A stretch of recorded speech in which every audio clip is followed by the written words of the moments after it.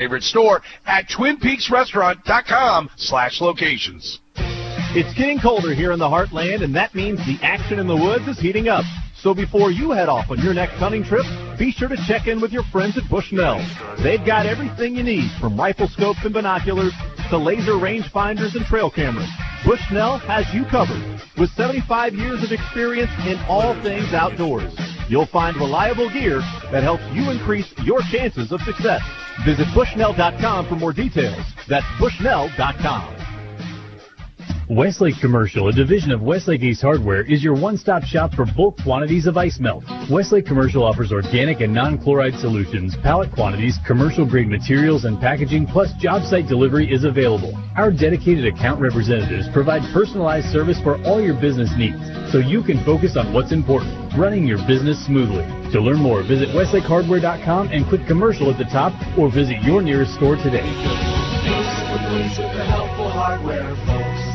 Spectrum Brands, the leading supplier of hardware and home improvement, is looking for workers at their local warehouse in Edgerton, Kansas, right off I-35. You will receive Day 1 benefits, 12 paid holidays, and become part of a culture that we love, made up of the right people, a diverse group of people with varied backgrounds. Spectrum Brands is hiring for warehouse workers $16 per hour and equipment operators $17 per hour. Must have 6 months recent reach truck or order picker experience to be an equipment operator. Apply today at SpectrumBrands.com/careers. That's SpectrumBrands.com/careers. Turn your job into a career with Spectrum Brands.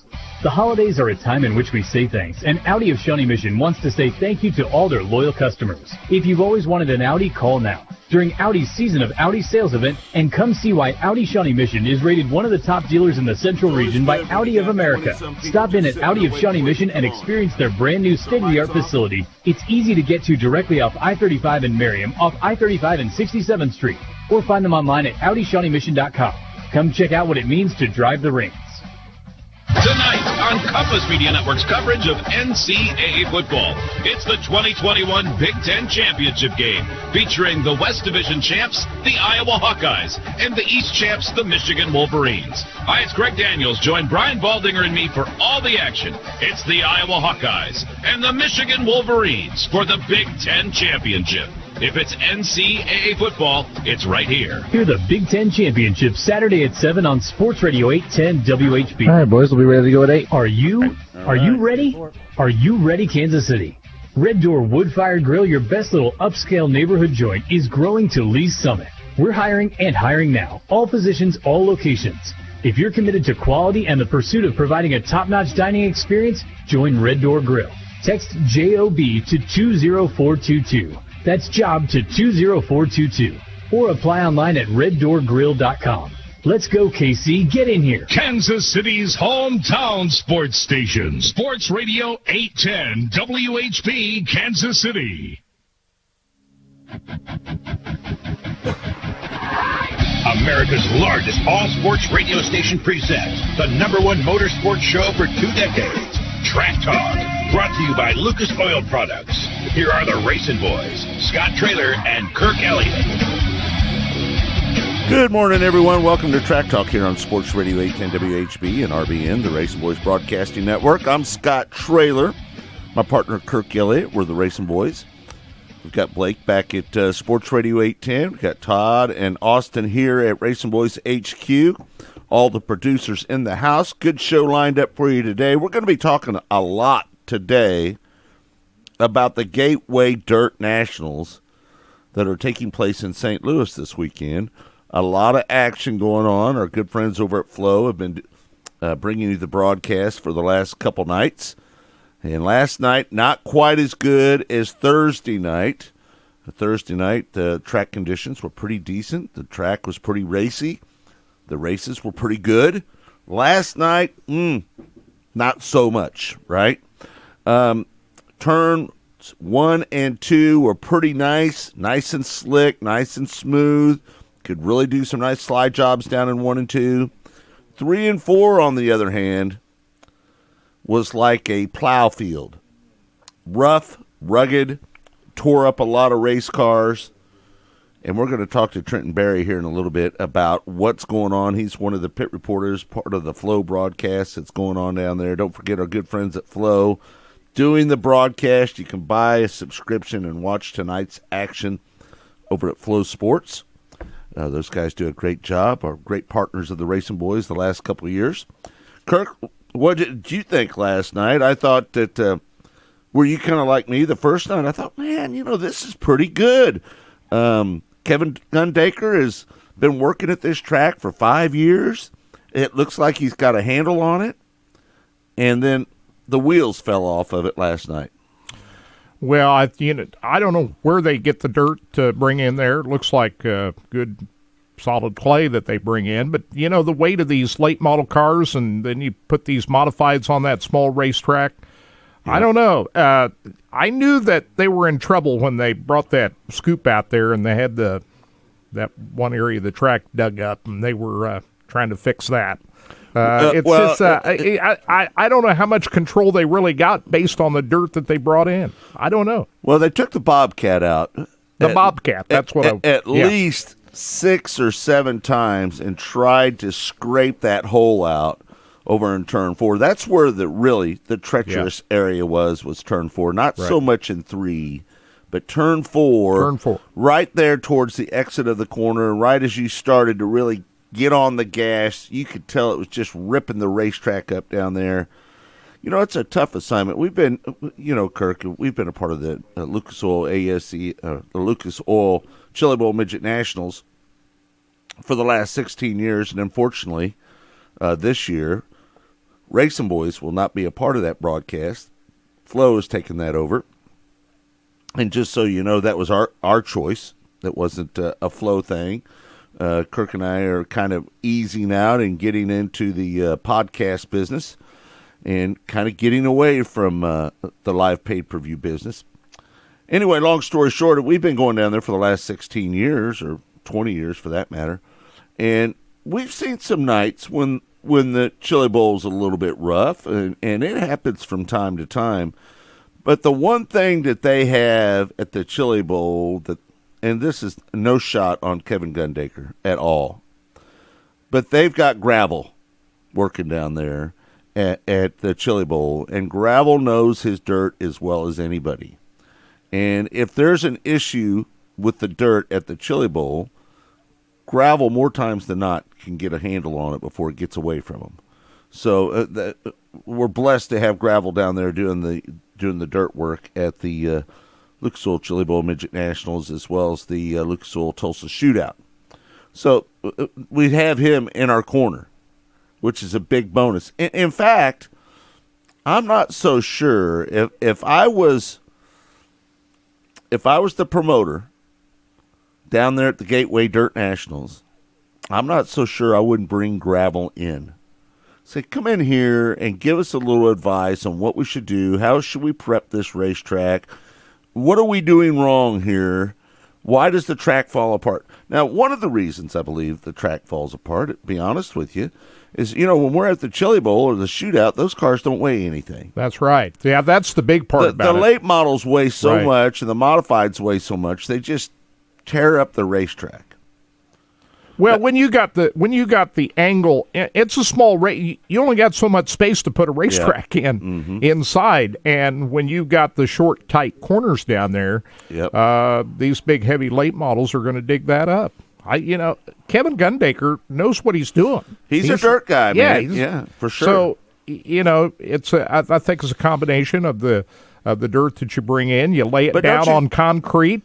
And you don't have the weather conditions that you do when you're outdoors. The track dries out, and it's a big challenge. But Kirk, don't you think it would be an asset to have somebody like gravel down there to assist Kevin Gundaker? If he was willing to do that, sure. I mean, you always want to lean on people to get more input on racetracks. That's always a good thing. Now, here's the thing, though. If you're Emmett Hahn, would you want your guy to go down there and help him? I don't know. I mean, I'm just saying. But would you? Yeah, I mean, but it's a tough deal. You put these late models on a small racetrack indoors like that. Yeah. You got 63 late models. You had 25 modifieds. That's a lot of race cars, and it's going to dig it up. Kirk, let me ask you this. This is kind of I don't know. We hear it all the time, right? The Chili Bowl needs to pay more, right? We've heard. I don't think about it. I don't think. No, listen. I don't care what. Listen. I think what they pay for the Chili Bowl is irrelevant. Because it is irrelevant. And the reason I say that is it's because it's about the driller. It's all about the driller. Right. Yeah, you know, you and I don't bring up the pay. I never think about it I when I don't go either. to the Chili Bowl. I don't. Somebody asked me, what's it pay to win the Chili Bowl? And I have to say, I don't know. And frankly, I don't care. Really care. Yeah. Because it's all about, as we pointed out, it is one of the few events. There's only 2 events that I know of where you really don't care what it pays. The Indianapolis 500 and the Chili Bowl. I have to disagree with you. I think there's one other event in there that you would like to win. And it's in our world. It might not be in everybody else's space, but I believe the Jesse Hockett Daniel McMillan Memorial is one of those kind of races that you want to win in honor of Jesse Hockett and Daniel McMillan. Yeah, you bring up a good point with that event. I don't know what that pays, nor do I care. But I'm a race fan. You know, I don't go to races because they pay $150,000 to win. We go to see a good race. I go to see a good show. Yeah. And if it's got a lot of prestige to it, to me, it's all about the trophy at the end of the day. But I'm just a race fan. I don't have to put out the money to fund these race cars. I'm just watching, right, and enjoying. And when I go to the Chili Bowl, it's all about what's going on out on the racetrack, not what it pays. Yeah. What did you think about last night's action compared to Thursday night, Kirk? Thursday was better. Yeah. But Thursday was the first night that the track was in use too. So you go into the second night, you got more challenges to try to keep the track together because whatever happened on Thursday night is going to impact what happens Friday night. So you've already put race cars out on the track the first night. The first night is probably always going to be better. Right. So what are they going to do tonight? The more laps you put on the track, the more it gets beat up. The big question is, what's it going to be like tonight? I'm thinking it's going to be better than last night because they're going to be hard at work trying to get it that way. So I'm not as confident as you are. We shall see. I think once that hole, the hole is entrenched in, and maybe if Tommy Hahn, if he's listening on the show, he could give a little input because he's always good about it. He knows what's going on. I don't think you can get rid of that hole. It's hard. It's going to be a challenge. I don't think you can get rid of that hole over there in turn 4. I do not believe that. I think it's going to be there all night tonight. Drivers are just going to have to deal with it. Let me ask you this. Hey, Austin, I want to have you chime in on this because I know you were watching it as well. You know, last night at the start of that modified feature, they all went down in there in the front row. The inside car got into the outside car. He spun out, and there was a big, giant pileup. Now, what I don't understand is, how did the one car get his starting position back last night? Did they try to explain that, Austin? From what I heard, they said they didn't complete a lap, and everybody involved would get their spot back. That's it, because they didn't complete the first lap. But you caused a yellow. Right. You shouldn't be. You should back in your go spot. to the rear. You took the green flag. You went past the start-finish line.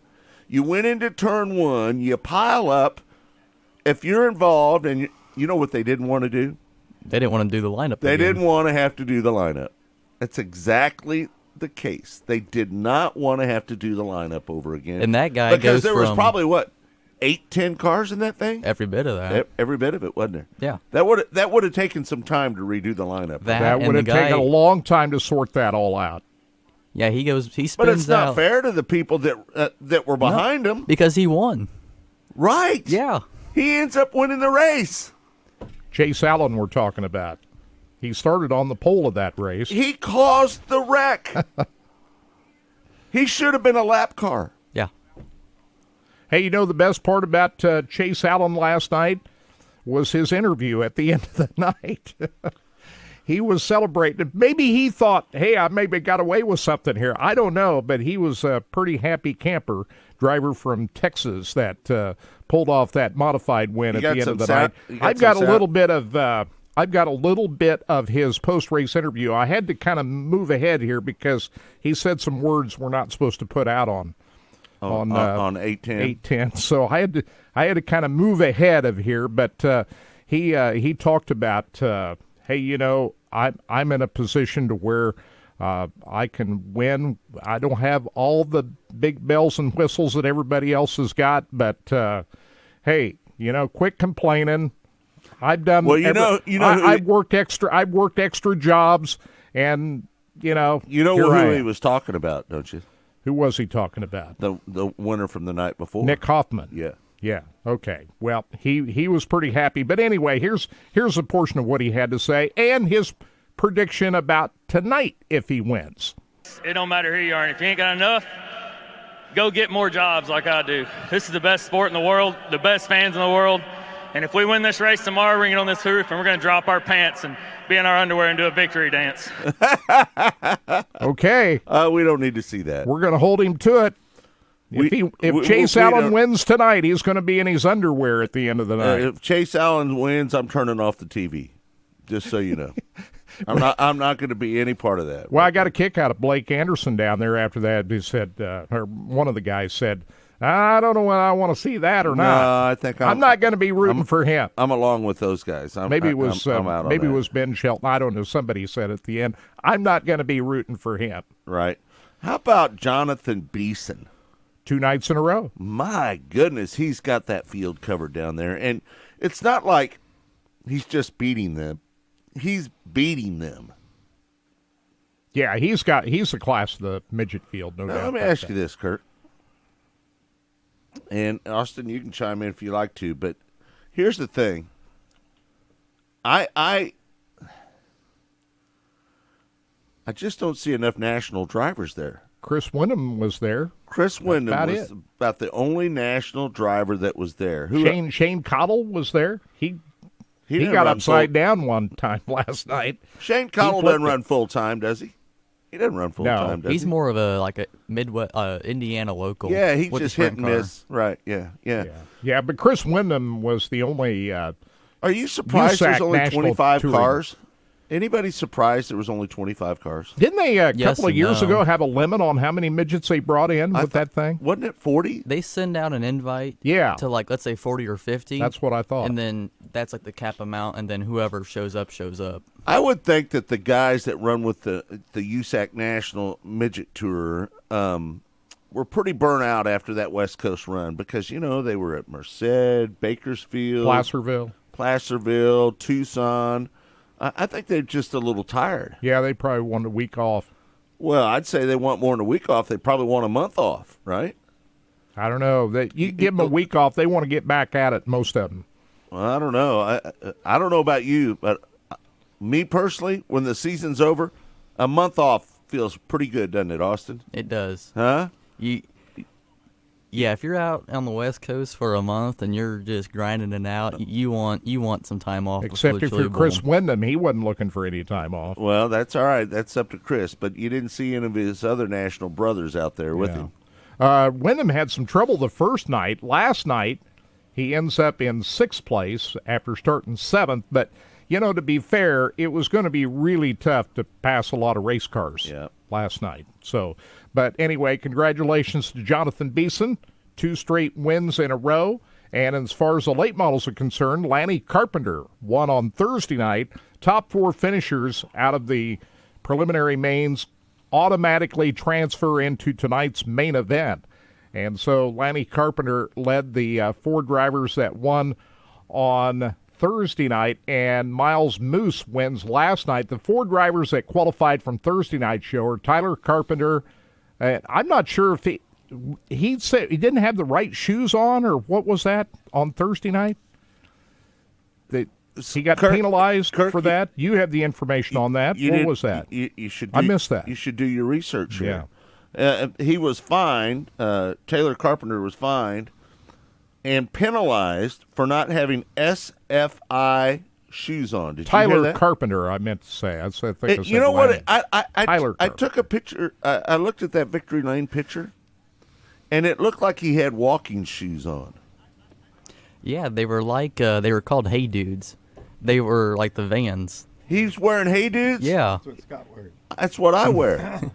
he was wearing Hey Dudes when he was racing? Yeah. Get the hell out of Didn't here. have the right shoes on. My God, those things would go up in flame like all is. Hemp. My gosh, that's crazy. So somebody saw him crawl out of the car with those shoes on. Hey, wait a second. What are you wearing there? Somebody would have had to rat him out for that, wouldn't they? I think all of Facebook and social media did. They did? Yeah, Is that because where it I happened? seen a rendering for the guy who designed his car was trying to get Hey Dudes to sponsor it for Saturday night so they would rewrap his car. And didn't he have something on his spoiler about keyboard warriors or something like that? Yeah. He was complaining about them a little bit, wasn't he? Yeah, you're going to get a good show when he shows up to the races. Yeah. You never know what you're going to get either. You know, on that first night, though, I thought when they all got together, you know, Tyler Courtney made that daring move down the front straightaway. And Tyler Carpenter. No, Tyler Carpenter. And he went through there and he tried to do that 3-4 wide thing coming up off of turn 4. And he got together with all those guys, took out the second place car, I think it was at that time. Second and third place. Second and third place. But the third, one of the two kept rolling.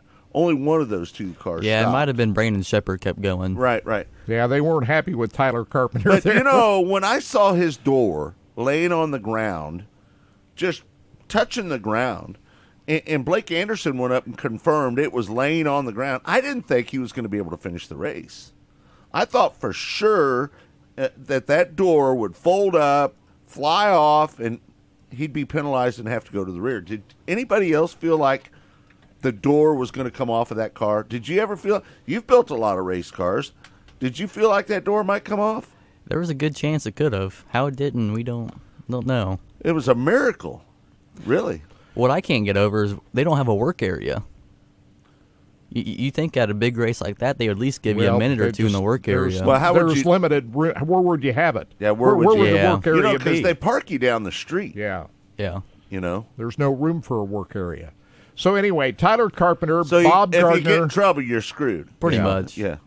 Tyler Carpenter, Bob Gardner, Tanner English, and Kyle Hammer were the top 4 that transferred in from Thursday night.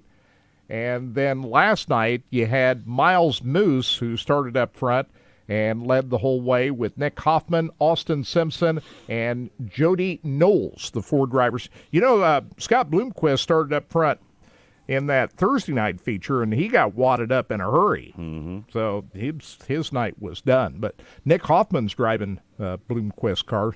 Hoffman is in all 3 of the classes out there. He's racing all 3 divisions. So we'll keep an eye on him. Somebody tonight needs as well. to do it, right? Yeah. Why not? Yeah.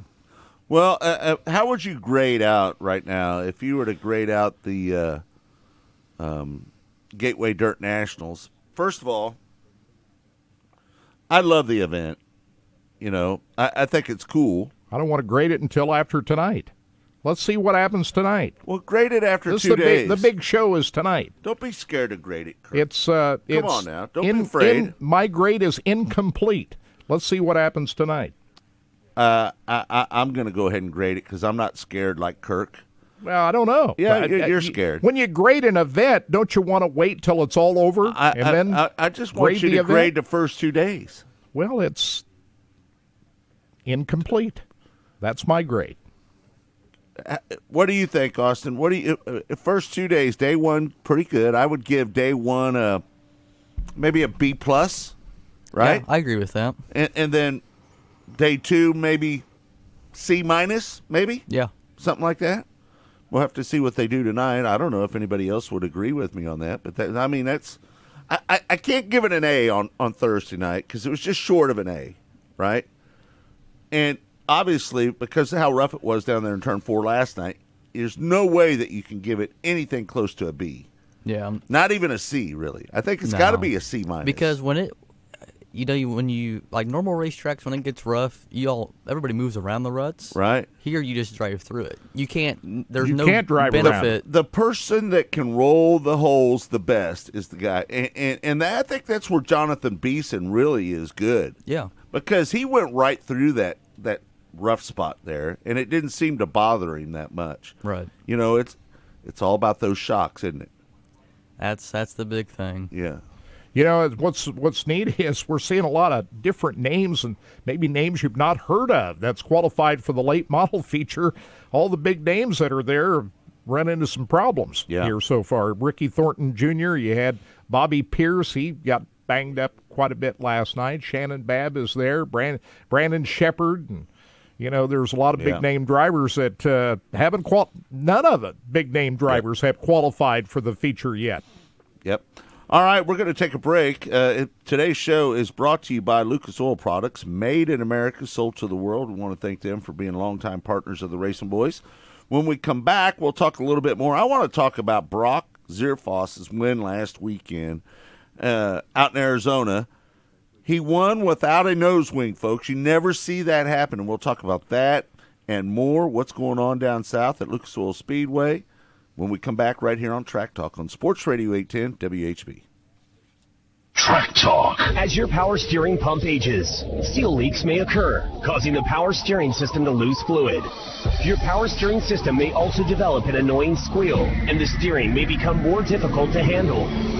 By using Lucas Power Steering Stop Leak, you will stop the seal leaks, reduce slack in rack and pinion, eliminate the squeals and hard spots in your power steering system. It is guaranteed to stop seal leaks or your money back. Lucas Power Steering Stop Leak. It works. The choice of a lawyer is an important decision and should not be based solely upon advertisements. I'm attorney Mike DePasquale. I played linebacker. I won a state championship. I played Division I ball. I know a thing or two about winning. The winning attitude starts with confidence. My law firm is so confident in what we do that if we take your injury case and we don't win, you don't pay us a dime. So if you've been hurt, call me. My team wants to win for you. I've got this. Mike's got this. All you need to know, 816-888-7500. Mike's got this. Light up the holidays with a personalized gift from Shane Company. A diamond accented charm necklace with her baby's initial, because she's a new mom. A beautiful 14-karat gold necklace personalized with her birthstone, because the world is better with her in it. A breathtaking ruby and diamond ring engraved with the date you met, because it was meant to be. Shane Company will help you create a gift that shows how much you care. With so many unique styles to choose from and the most beautiful diamonds and gemstones, you can create a meaningful gift. We have the highest standards for quality and craftsmanship. Whether you spend a couple $100s or many thousands, she'll know that you put your heart into her gift. Book a virtual or an in-store appointment with a non-commissioned jewelry consultant, or just drop by the store. Check our website for hours. Now you have a friend in the jewelry business. Shane Company and ShaneCo.com. Hey, Kansas City, it's Brian Pringle with Victory Ford at the Legends in KCK. Folks, I'd like to buy your car, whether you buy one from us or not. The process has never been easier. Just visit VictoryFordKC.com, click the Instant Cash Offer banner at the top of the page, then stop by the dealership and pick up your check. Does life have you too busy right now? Just let us know and we will come to you. And right now, if you're in the market for a new or used vehicle, we probably have what you're looking for. Fresh inventory is arriving daily at Victory Ford, where our first price is better than their last. The Whole Person connects people with disabilities to the resources they need to live independently and enjoy the many opportunities this great city provides. We're focused on creating a fully accessible community where opportunities and choices are not limited by disability. The Whole Person delivers programs and services that enhance the confidence of people with disabilities by providing the skills needed to live, learn, and work in the Kansas City Metro. The Whole Person serves both Missouri and Kansas. Learn more by visiting thewholeperson.org. Gather near and bring the cheer this holiday season. Dazzle and delight the love of your life with a gift from Helzberg Diamonds. Don't miss great prices on stunning diamond studs, tennis bracelets, gemstone rings, and the year's must-have look, gold jewelry for stacking and layering. They stuck y'all with a bunch of commercials, get a so we free got about 2 Microsoft minutes Surface left. Laptop Go with a purchase of $1,699 or more. Visit Helzberg.com or a store near you today. Limited time offer while supplies last. See online or in-store for details. Friday night lights, college game days, and of course Red Sundays. They're here, and nothing goes better with football than Joe's Kansas City Barbecue. Joe's Championship Barbecue is perfect for your tailgate or your house party. Joe's smoked brisket, pulled pork, turkey, and ham. They're all available by the pound. And team them up with their great sides. It makes for a game-winning meal. Order online at joeskc.com. Order on the app or visit one of their 3 KC Metro locations in Olathe, Leawood, or the original in the gas station in KCK. This is Chad for Shaman's Leawood Total Wellness. Yes, Shaman's Leawood Total Wellness, the place that helped me lose 29 pounds, made my clothes loose, and the place that's given me more energy than I've felt since college. Get off the couch, man, and call or stop by for a free consultation. If you qualify, you'll get $100 off your startup fee when you mention 810. Call 913-227-9150 or visit Shaman's Leawood Total Wellness at 11709 Row in Leawood. Remember, life is better with the feather. There's only one station big enough to bring you college football's championship week. All 5 Power Conference championship games on Sports Radio 810 WHB and ESPN Kansas City.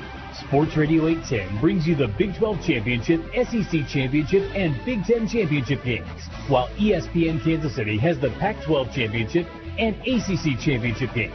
Championship Week is presented by Family Leisure, where family and fun come together. Family Leisure at K10 and Ridgeview in Olathe.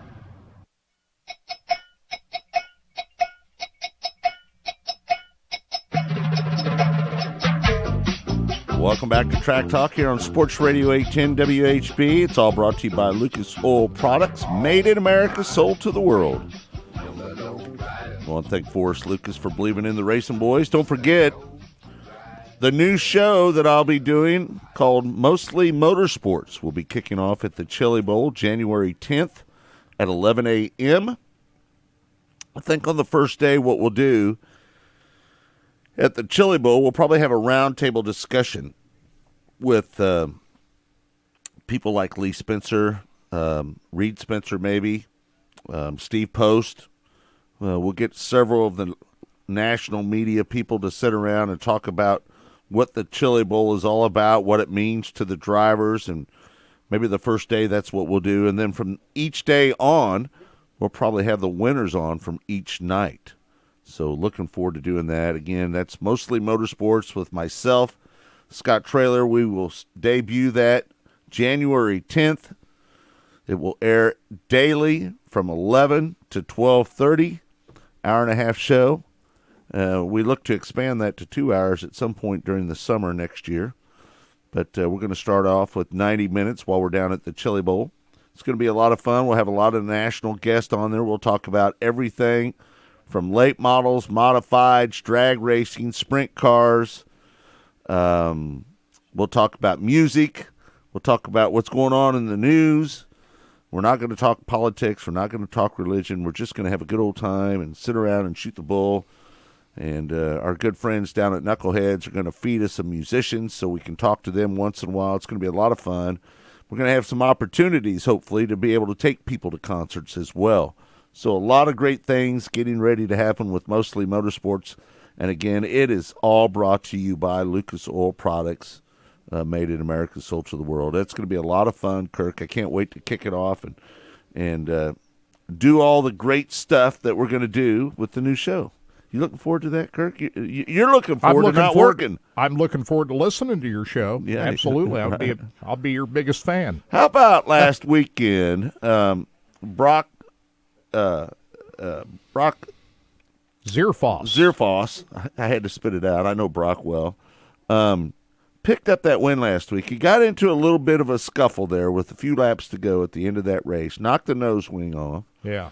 And typically when you knock the nose wing off of a car, you're junk. Yeah, what do you need a nose wing for? Brock Zierfoss said, I don't need that nose wing. He didn't need that nose wing, and in fact, not only did he win the race, but he pulled away from everybody without a nose wing on last what do you make of that? I don't know. I want to talk to Austin about that.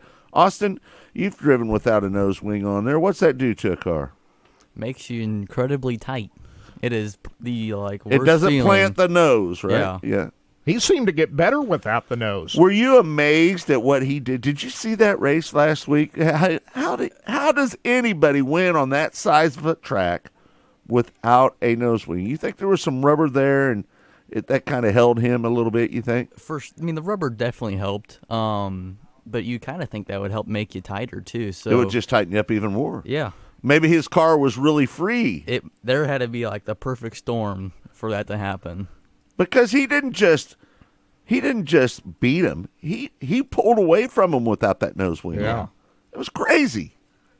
Wow. Yeah, that was quite a show. Robbie Price finished in second place. He had a driver not very happy with him there at one point in the night. And J.J. Hickle was there. Logan Foiler was there. Sam Hafertepe. You know, Sam won on Friday night, but he finished seventh on Saturday night. Well, Sam had a problem at the start of that race, didn't he, on the second night? Yeah. So he had to start tailback, and he worked his way back up to seventh. Came from the back to seventh. I think we have the highlights playing of it. I think he spun out on the first lap. I think that's what it was. Lap. Yeah. It's totally non-typical of Sam Hafertepe. Yeah, that was shocking when you see something like that. That was the last race ever at that racetrack, too, wasn't it? It is unbelievable they're going to tear down that racetrack, isn't it? Yeah. You know, they had the Wild West Shootout, the late model show that they have in January. Yep. That's moving to Vado Speedway in New Mexico now. So, well, that's a shame that track's got to go away. Yeah. It's not that far outside of the Phoenix metro area. It's kind of the southeast corner of Mesa. It's a good location. That land's getting too expensive out there. I guess so, but yeah. We're going to miss that racetrack. Yeah, no doubt. But Vado is a great place for it, and that's a big coup for Royal Jones to get that race. Get that Wild West Shootout. Yeah, I think that's big for him. Yeah, that'll be a big deal. Oh, hey, congratulations to Buddy Kofoid, who wraps up the championship for the NOS Energy Drink National Midget Tour for USAC. And we're working on trying to get a hold of him. Yeah, we'll try to maybe get home next week. Wasn't successful this time around, but also Justin Grant. Justin Grant was on fire there at the end of the week. That week, I mean, really. Justin Grant is pretty damn good, by the way. Yes, but we also got to throw out congratulations to Logan Seavey for winning Turkey Night. Yeah, no doubt. Because he put it on him out there at Ventura Speedway last night. So Logan Seavey, we'll try to get him on too. That's the biggest win of Logan Seavey's career. You know, the problem we have, and this is why we are going to have the show Mostly Motorsports. Yeah. Is because it's hard to get people to get up on Saturday mornings to get on this show. Well, especially if they live in California, like Buddy Kofoid and Justin Grant and Logan Seavey. They're all California guys. It's one of the biggest struggles we've had over the last 24 years of doing this show is trying to get people to get up and be on the show on Saturday mornings. But the great thing about Mostly Motorsports is that we'll be able to get those people all the time during the week because they're not racing. They don't have to get up early. It's in the middle of the afternoon. So we're going to have a lot of great guests on that show. It's Snowball Derby weekend. That big race coming up on Sunday down at Five Flags Speedway in Pensacola, Florida. Yeah. Derek Thorne has qualified for the pole for Sunday's 300 lapper, 16.249 seconds. Chandler Smith, Corey Heim, Casey Roderick, Eric Jones, your top five in qualifying. Yep, it's that Eric Jones. He Cup guy. He's got a lot of experience down there at Five Flags Speedway. Returning, and we'll start off fifth. Some of the other names: Matt Craig, Hunter Robbins, Bubba Pollard, Casey Johnson, Jake Garcia, your top 10 at the Five Flags Speedway. They'll have that Snowflake race tonight. A lot of activity today down at Five Flags, and then, of course, the big race tomorrow. Yeah. Well, it's gonna be good, man. I went down there one year. J.J. Sonneveld and myself went down there one year. A great event. If you're a pavement person, that's a must-see event. Unfortunately, I'm not going to be able to go down there this year. I would love to be able to go down there, but just isn't in the cards this year. I'm still tinkering with the idea of going over to Gateway tonight. Yeah. I'm thinking about it. I wish Flo was carrying the Snowball Derby. Somebody else is carrying that. I'd have to spend $40 to watch it. Is it Speed 51? If it was on Flo, I'm already a subscriber. Is it on Speed 51? I think so. Yeah. So we'll might watch it anyway. Have to pay $40 to watch it. I know, but it might be worth it. Hey, Kirk, let's quickly go back, and I want to talk about what's going on down in Lucas Oil Speedway and Dallas County Speedway. Those two tracks are teaming up together, and they've got a expanded bonus partnership program that they're going to have in 2022.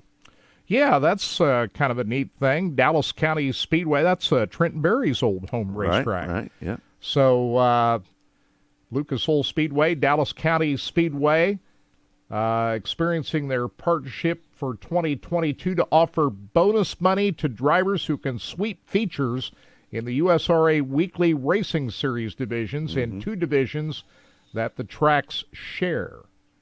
So drivers able to win features in the USRA B-Mod class on the same weekend at both tracks, Friday at Dallas County and Saturday at Lucas Oil Speedway, will collect a $250 bonus, $125 from each track.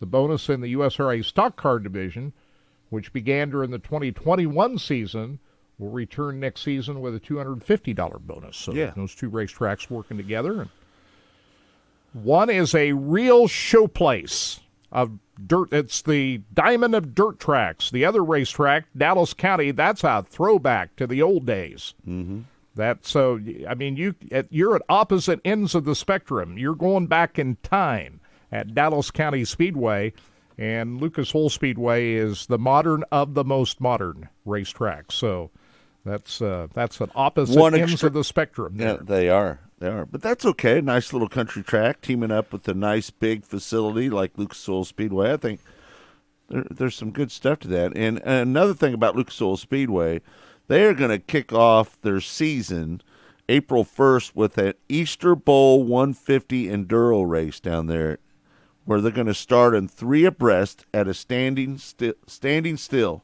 start, 3 abreast. Sounds like a crash fest. I don't know if I want to.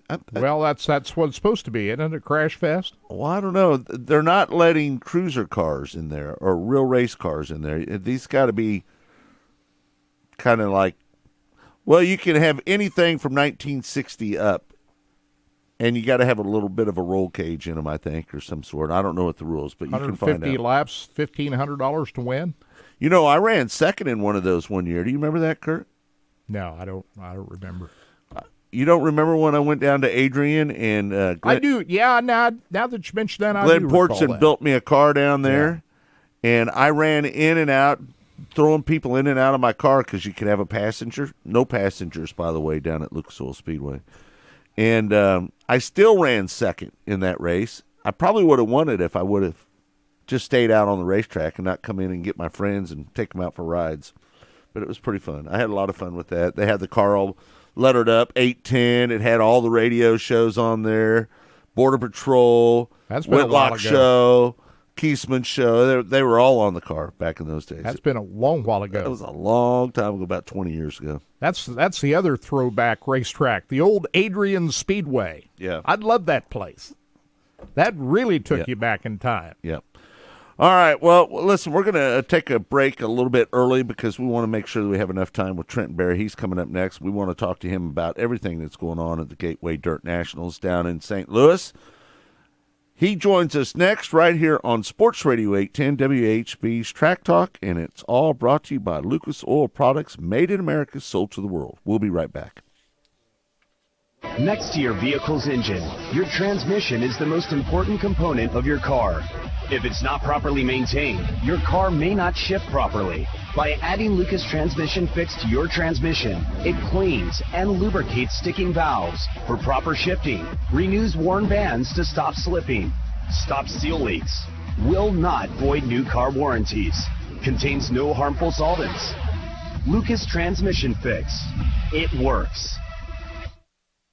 This holiday season, Alta Sciences is giving back and partnering with Giving Hope Food Pantry Kansas City. If you're in the Overland Park area, come and experience Alta Sciences' annual Holiday Music Light Show at 10103 Metcalf Avenue in Overland Park. The entertainment will run every day from 6 p.m. to 11 p.m. starting December 1st through December 31st. There will be an opportunity to make donations to Giving Hope Food Pantry during the event. Visit altasciences.com/AltaGivesBack2021 for details. We look forward to seeing you there. Happy holidays. Get in the game and don't be left on the sidelines when the power goes out. Upcoming winter storms and potential energy hacks can leave you and your family in a serious timeout. Call Anthony Plumbing, Heating, Cooling, and Electric today. They have Generac generators in stock now. Have the electricity you need, even if your neighbors don't. Visit AnthonyPHCE.com or call 913-384-4440 and schedule your appointment today. For 11 years, Breaking the Norm has presented the best and most uplifting stories in sports, entertainment, and business, and we wouldn't be here without our amazing partners and you, our faithful listeners. Your stories of life change, loving others, and inspiration keep us dedicated to making a difference in the world, one story at a time. Tune in Tuesdays at 4 p.m. on ESPN Kansas City 94.5 FM and Saturday mornings at 7 on Sports Radio 810 WHB for something good, something positive, and something real on Breaking the Norm. Westlake Commercial, a division of Westlake Ace Hardware, is your one-stop shop for bulk quantities of ice melt. Westlake Commercial offers organic and non-chloride solutions, pallet quantities, commercial-grade materials, and packaging, plus job site delivery is available. Our dedicated account representatives provide personalized service for all your business needs, so you can focus on what's important, running your business smoothly. To learn more, visit westlakehardware.com and click commercial at the top, or visit your nearest store today.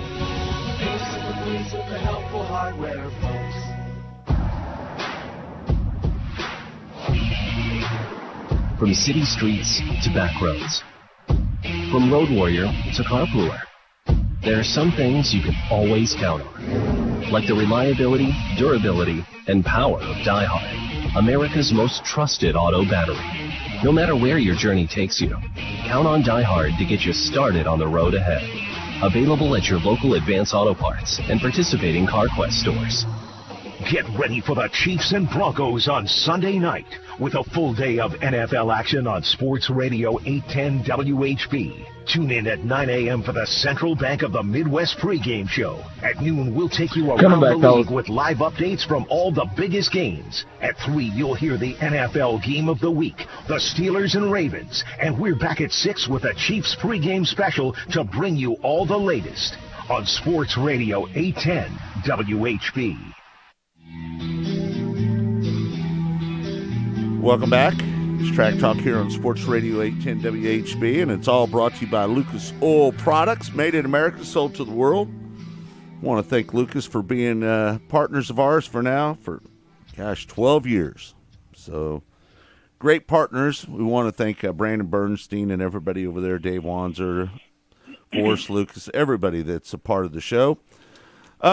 Bringing it on right now is a friend of the Racing Boys. He used to work here back in the day. He's got his own website now, racingdirt.com. He joins us. He's one of the pit reporters on the Flow broadcast down at the Gateway Dirt Nationals. Trenton Berry joins us now. Trenton, how you doing, bud? Hey, good morning, guys. I'm good. Hey, I'm sorry we got you up so early, man. Yeah. I mean, what time did you get to bed? It's no big deal, man. My boy's 5. He's up every day between 6 and 7. I can't just shut that off when we go to the races. Right. It's all good, man. Yeah. Good. Trenton, let's start out on Thursday night. What a race. I thought the track conditions were just excellent on Thursday night. And I think if you talk to all the drivers, they were raving about the track conditions on Thursday night. It was pretty good, wasn't it?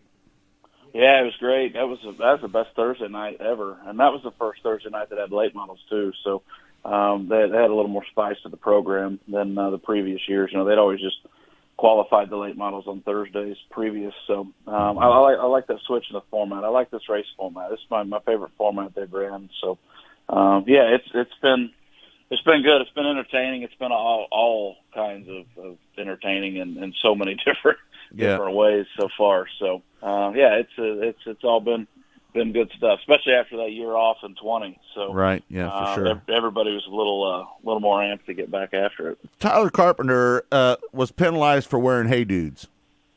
Yeah, for sure. True story.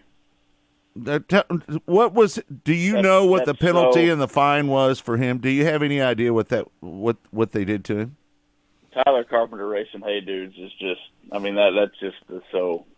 It's not perfect, right? So I don't want to make light of that because if something would have happened, right, that would have been horrible. But It's so perfect for a storyline for this thing. No, I don't know what it was. It was some sort of money. I didn't ask. I probably could have found out. I did not ask. Right.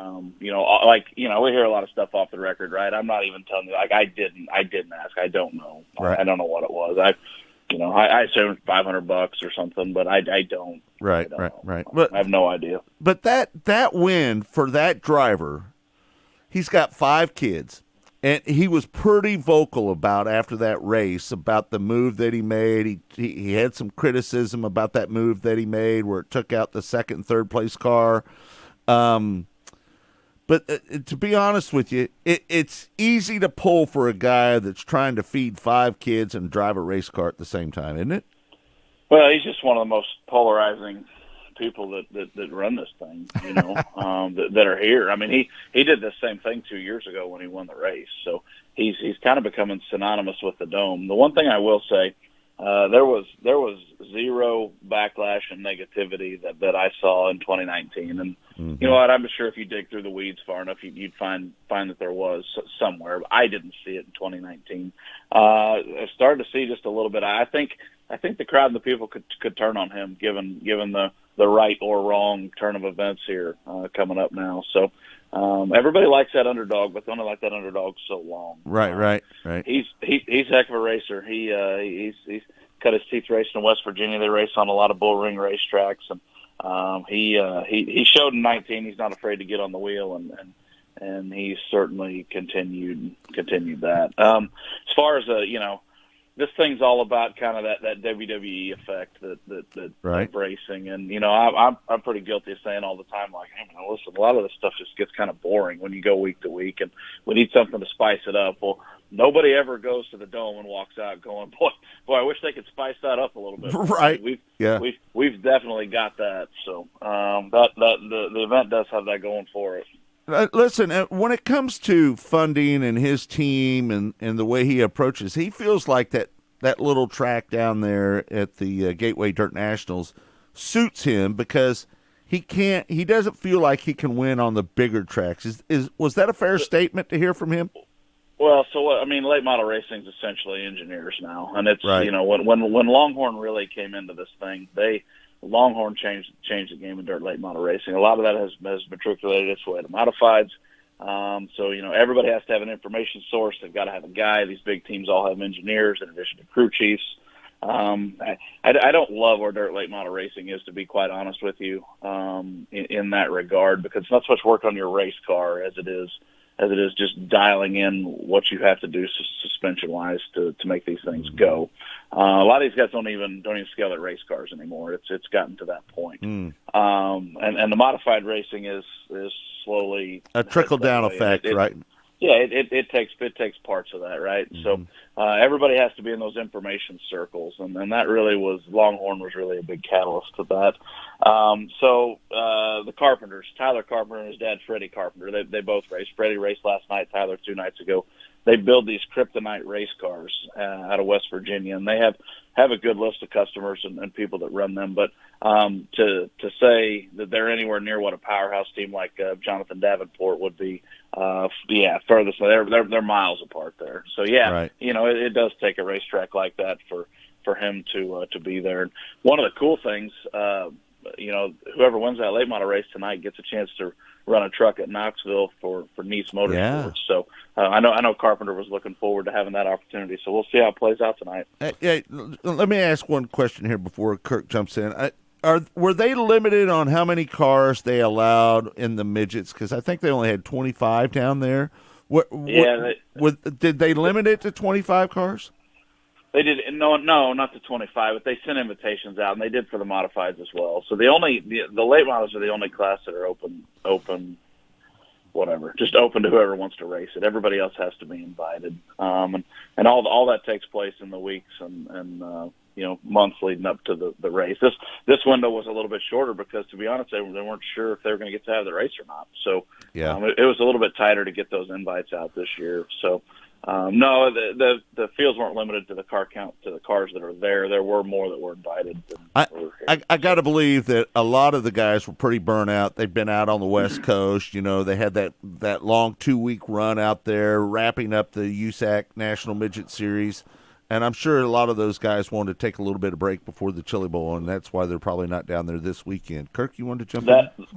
That had been the general consensus, and that's what several of them had said. And also, there's a lot of midget racing to come, obviously, yeah, right? For sure. And parts and stuff are hard to come by too. So teams thinking about that as well. Trenton, the most entertaining aspect of the previous 2 nights has to be the post-race driver interviews, which have been classic. No doubt. They have been classic. We'll talk really have been. We'll talk about Miles Moose here in just a little bit. Man, he's an easy guy to root for. But don't let the FCC know that they actually broadcast on the internet, okay, guys? Right. My goodness. But Chase Allen last night from out of Texas, I think only the women would be rooting for him after what he said in his post-race interview last night, when he said he was going to be down to his underwear if he wins tonight. So I know Chase really well. Even when I had lunch with him before. Listen, nobody needs to see that. So no. Listen, I've never, however long I've done this, I've never said I don't want somebody to win a race. But if that's honestly the goal, I'm not. None of us are rooting for that. Chase. So yeah. Absolutely not. Yeah. Nick Hoffman, he's the busiest guy of the whole weekend as he's racing in all 3 divisions. Yeah, Nick's been after it, man. He's put together a heck of a season. That mod win Thursday night was his 40th win of the season. So he's definitely been after it. And he got that ride with Rams Racing there for I think he's going to go run the Chili Bowl with that too, and that midget. So and he raced as a team car with Scott Bloomquist this year when Scott was dealing with some leg issues lingering from his motorcycle crash. So Nick raced a late model quite a bit too this year. So that's the late model he's in, and racing this midget. I know he went to, I think it was Millbridge. He had raced before this as well in the midget. So Nick Hoffman's he's a great talent, man, and it's cool to see what he's done here. He lives out in Charlotte now and has for a while, but grew up here in St. Louis, so he's got a lot of fans here in the Midwest. Man, it's hard to pick against Jonathan Beeson. He's won back-to-back Thursday and Friday night. If he starts anywhere near the front, he's got to be the hands-on favorite tonight, huh? Yeah, I think it has to be. He had to win that race 3 times last night too. Yeah, no doubt. If you're Beeson, you got to be sitting on the track. What in the world do I have to do to win this race? So they kept crashing on the white flag laps. So one time he was right at the checkered flag when they threw the yellow out that one time. Right. That was the second time. Yeah, that was the second yellow. So I think he's probably the odds-on favorite. I don't know how you'd go against him. I don't know Jonathan at all. I can tell you this: you talked about the entertainment factor of the post-race interviews. It seems like a very, very classy race car driver, classy person. I don't know him from Adam, to be honest, but a lot of respect for the way that he handled himself. Trenton, we only got about 90 seconds. Who do you think are the odds-on favorites to win tonight in all 3 divisions? Can you give me a pick? So, Nick Hoffman has it in the modifieds unless they're just something, listen, anything can happen, right? We've all seen enough races. It's Nick's race to lose there. The late model's a little tougher. Carpenter's obviously got to be your favorite. Going into the weekend, I said Shannon Babb. He'd been good here before, but he's got a long road to hoe to get there. He had some trouble on his qualifying night.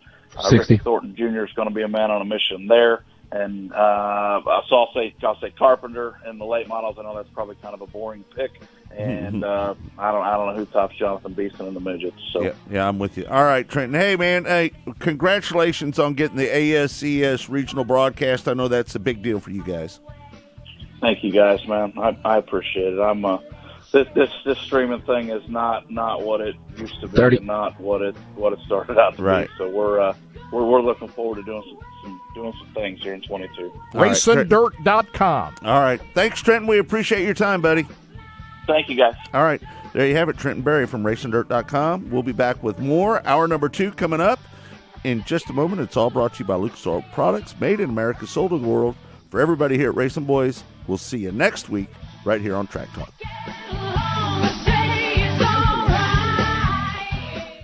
The choice of a lawyer is an important decision and should not be Good job, on Bella. advertisements. I'm a have a good weekend, Squad. After a car wreck, the last thing you want to do is trust the insurance company. These insurance companies try to rip off good people every single day. My law firm won't let you get ripped off. We'll fight to get you all the money you deserve.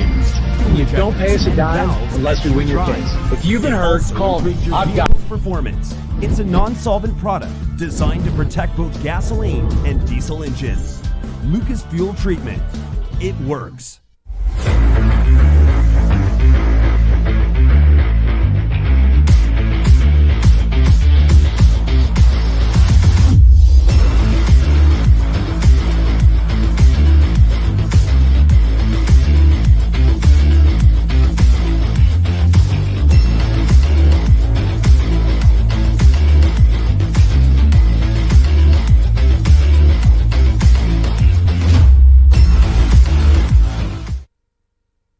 Rod End Supply is involved with a variety of motorsports as well as industrial applications with many different types of products. Since 1989, Rod End Supply has provided superior products priced competitively. Whether you're racing at the circle track or drag strip, rock climbing, or going off-road, Rod End Supply has an assortment of rod ends, radius rods, and specialty products to keep your equipment moving. Rod End Supply's experienced staff is ready and willing to help you with your needs. Their promise is to continue to provide a superior product with superior service so you can stay in front of the field no matter what it is. To learn more, go to rodendsupply.com.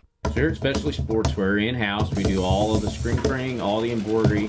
We do some vinyl. The other add specialty items like your pens, magnets, notepads, calendars. You can actually buy that, build your business to make it larger. We have the largest screen printing process and the largest embroidery anywhere around in the area. We can do stuff all the way from your school clubs to sports teams, a professional look in the office. If you can imagine it, we can do it for you. Taking care of your car is a responsibility. It ensures the long life of your car and its expensive components. That's why Lucas Oil takes automotive protection so seriously. Lucas heavy-duty oil stabilizer bonds with motor oil to shield engines from heat and wear. So take pride in caring for your car and pass that pride and knowledge to the next generation for years of smooth, reliable driving on the long road ahead. Trust Lucas Oil. It works.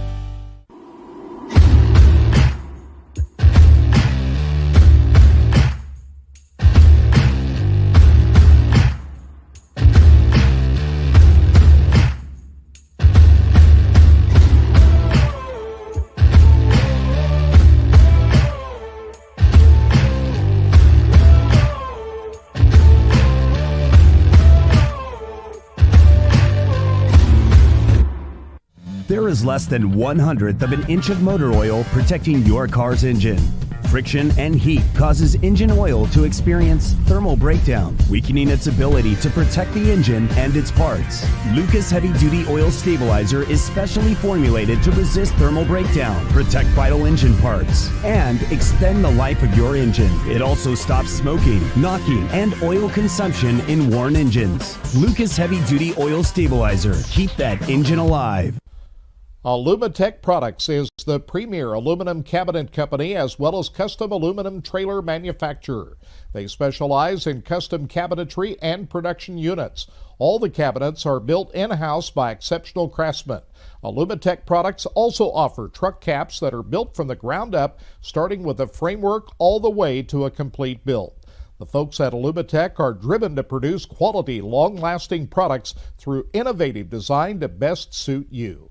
For more information, go to alumatechproducts.com. Missouri's must play getaway. Osage National Golf Resort. 3 9-hole courses to choose from at the Lake of the Ozarks in the Osage River Valley. Stay and play packages in our first-class condos. A beautiful clubhouse complete with pro shop and exercise facilities. A large pool for relaxation and families. The Eagle View Sports Bar and Grill. Great wedding facilities. Go online and make your tee time today.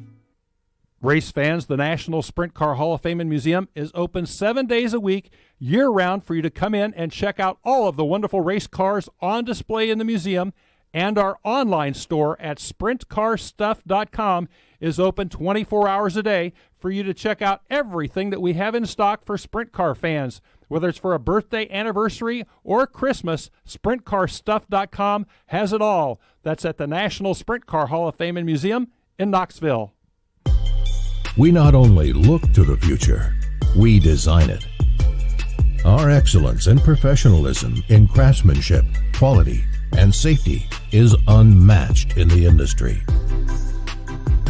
We are proud suppliers to some of the most elite race teams in the world. We build it, you drive it. We are here to help you win. Next to your vehicle's engine, your transmission is the most important component of your car. If it's not properly maintained, your car may not shift properly. By adding Lucas Transmission Fix to your transmission, it cleans and lubricates sticking valves for proper shifting, renews worn bands to stop slipping, stops seal leaks, will not void new car warranties, contains no harmful solvents. Lucas Transmission Fix. It works. Hey, this is Larry the Cable Guy, and you're listening to Racing Boys, and if you ain't listening to them, you get out of the country because you're a communist. I love the Racing Boys. Like Mater says, they make me happier than a tornado in the trailer park. You know the funny thing about that is, the Larry voice and the Mater voice are exactly the same. Get her done! Welcome to Hour 2 of Track Talk on the Racing Boys Broadcasting Network. Brought to you by Lucas Oil Products. Made in America, sold to the world. Here again are the Racing Boys, Scott Traylor and Kirk Elliott. You know, I'm going to have to quit eating the sriracha before I go on the air.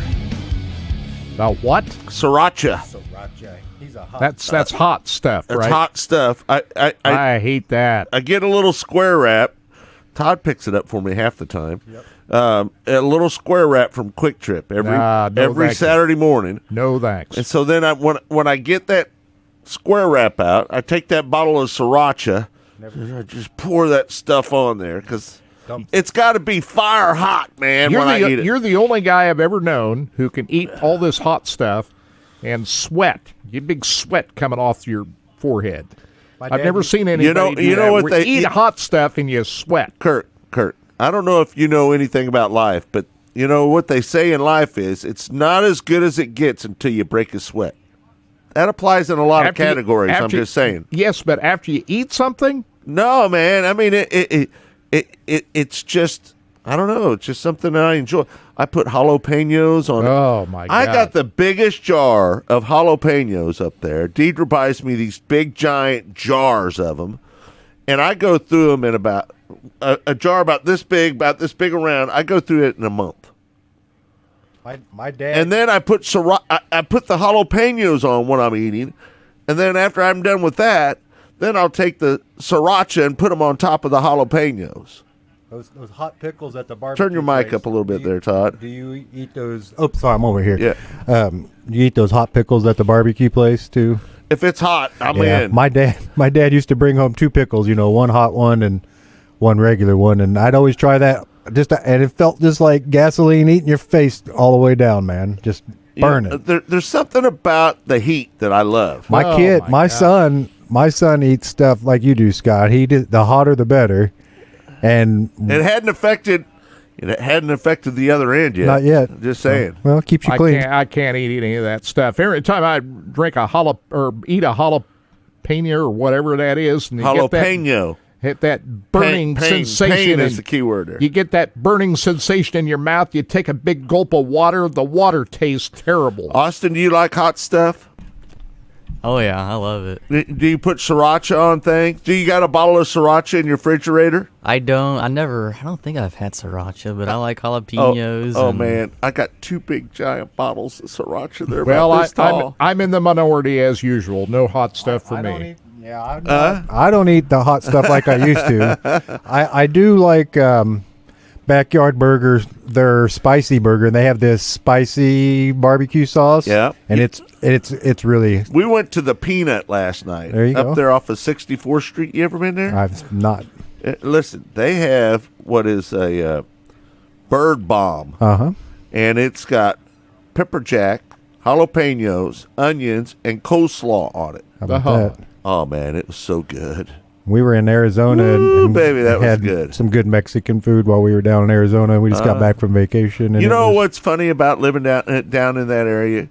If you go to a Mexican restaurant in Arizona and you ask them for hot sauce, they give you the green stuff.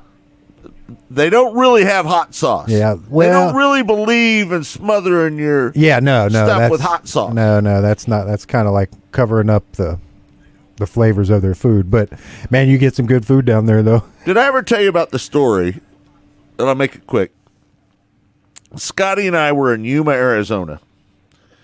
And a guy that worked at the racetrack, our friend Paul, he told us, hey, man, there's this little dive Mexican restaurant. We've got pictures of that somewhere. Yeah. And it's down here, and it's behind a building, and it's in a garage. Well, little did he tell us that it was at somebody's house. So we roll up, we back in, the guy's cooking the stuff out in the garage, and you have to go in the house, the front room. And you go in the front room, and when you go in there, there's not a table, there's no tables, and there's one table over in the corner, right? And so Scotty and I go in there, and first of all, Scotty didn't want to go in there because it was nighttime. He was scared. He did not want to go in there. I said, come on, man. Scotty Cook was scared? He was scared, did not want to go in there. So I talked him into going. We walked in, and nobody there spoke a word of English, right? So we're trying to order our food. We want to get a little burrito, and we asked for some sour cream. No sour cream. Hot sauce, no hot sauce. Salsa, no salsa. Just burrito. And that's how you got it. And let me tell you something. Maybe the best burrito I ever had. Oh, and we were sitting basically in their front room with a little table over in the corner. It was really like being in Mexico. It was. Because that's probably what it's like in Mexico. It was a lot of fun. Scotty Cook tells that story a lot better than me. You know, he's a better storyteller. So how was your trip down there to Arizona, Todd? You had a good time?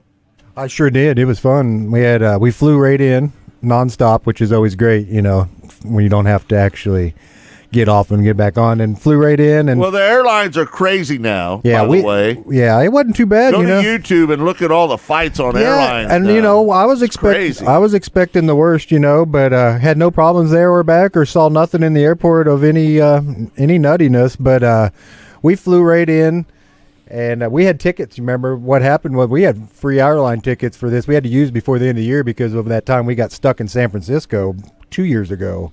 Before the pandemic, we got stuck in an overnight, and they gave us some free. So we flew for free. So even though everything's a little more expensive right now, it was pretty nice to be able to get a rental car and a place. We stayed at a private condo with a private lake, and we always rented at Airbnb. That's what 810 had a house out there for years that we stayed in, but then when that went away for us, I don't think they're like me and Scotty staying there for a week.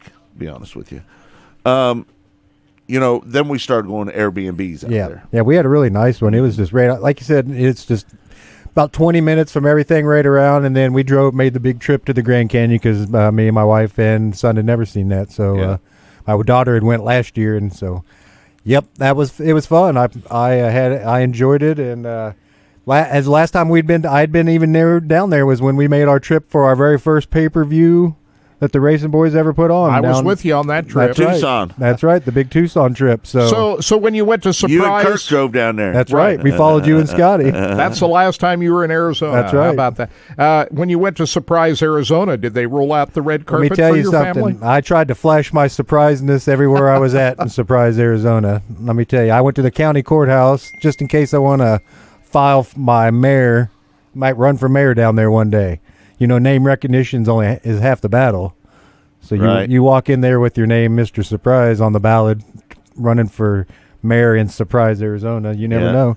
But it was a nice time. I hate to interrupt, but Lee Spencer said you will let me in soon. So we will let her in right now. Okay, we'll get her up here and get me off, and we'll get her on.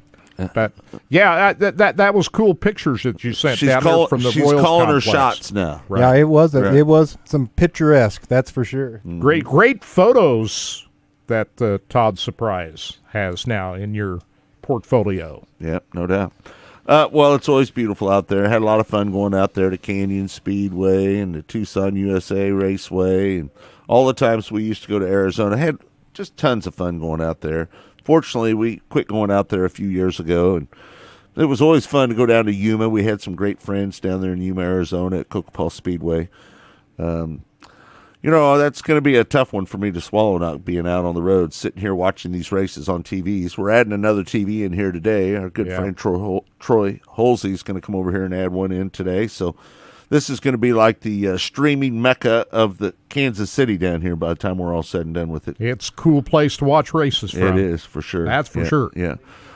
Kirk, let's there's a new record for the Tulsa Shootout. 1,430 entries. Wow. The record was 1,397. So they have over 1,400 entries. Makes me want to scream. Get ready, Flow Racing. Oh, boy. You got a big week. Boy, they have no idea what they're getting into. It's great racing, though. Yeah, for sure. Well, those are long days. And, hey, Kirk, did you have some sound from Kyle Larson, by the way? Yes, I do. Kyle Larson, I don't have anything from the banquet. This is another thing I want to talk to Lee about here just a little bit. But first of all, let's hear from Kyle Larson, who is the 2021 NASCAR Cup Series champion, and his comments about banquet week and how he's been able to take everything in. My first time being in this position, so it's much better than any other banquet I've been to where you're the one who watches the championship or champion team celebrate. So it's been really neat this week. Fun, busy, and we still have a long night ahead. So yeah, just cool to have so many people, friends, family, team members and their spouses here. Yep. That's, I think, what's important about this event tonight is just getting to celebrate with the people that you love. And the best part about Kyle's speech at the banquet the other night, which I listened on MRN radio, didn't see it. Yep. You can't watch it until tonight. We'll get into that with Lee here a little bit.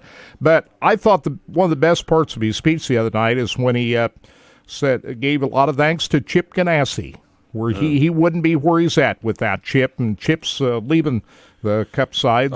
Somebody would have hired him. Racing. But here's what Kyle had to say about Chip Ganassi.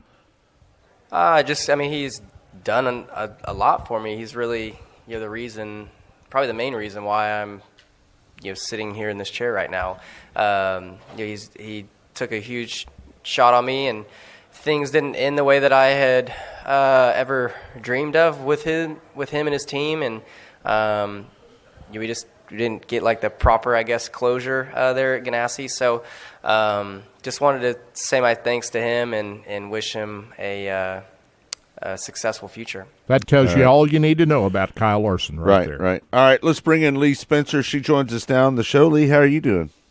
I'm great. How are you boys? How's Steve doing? Is he still on the vent? He is.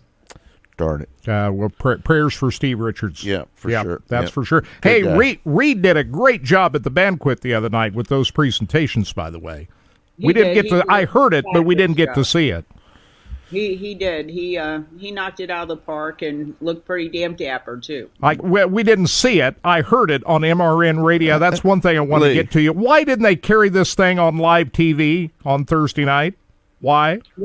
I think because they condensed it for a 2-hour Saturday night special. Yeah, and then that way they can, we don't have to sit through all the commercials and stuff, and they can just kind of whip through it. But the whole thing didn't last more than 2.5 hours anyway, just listening to the whole thing. It wasn't even 2.5 hours. It was boom, boom, and out. So that was, they did a really, efficient job of pulling it all together. The only people who did speeches were the 3 champions. Right. And, it was a good format the way they had it, just listening to it. So I just don't understand why they just didn't carry it live. Here's the thing. I'm with the network. I think you tighten it up a little bit, right? Trim out all the fat, make it tight, make it timing. Well, play it on the same night. Play it on the same night. Listen, if you do it live, Kirk, that interferes with any future program if the program runs long, right? Now they got to start making adjustments on other programming. I think this is the way to do it. Record it, play it Saturday night. The audience would be bigger on Saturday night, don't you think, than it would be on? I don't know about that. On a Wednesday night. Oh, absolutely. Yeah. And, was it Thursday? Wasn't it Thursday? Thursday night. I'm sorry. Thursday night. Yeah. No, that's fine. You would have had to go up against football, right?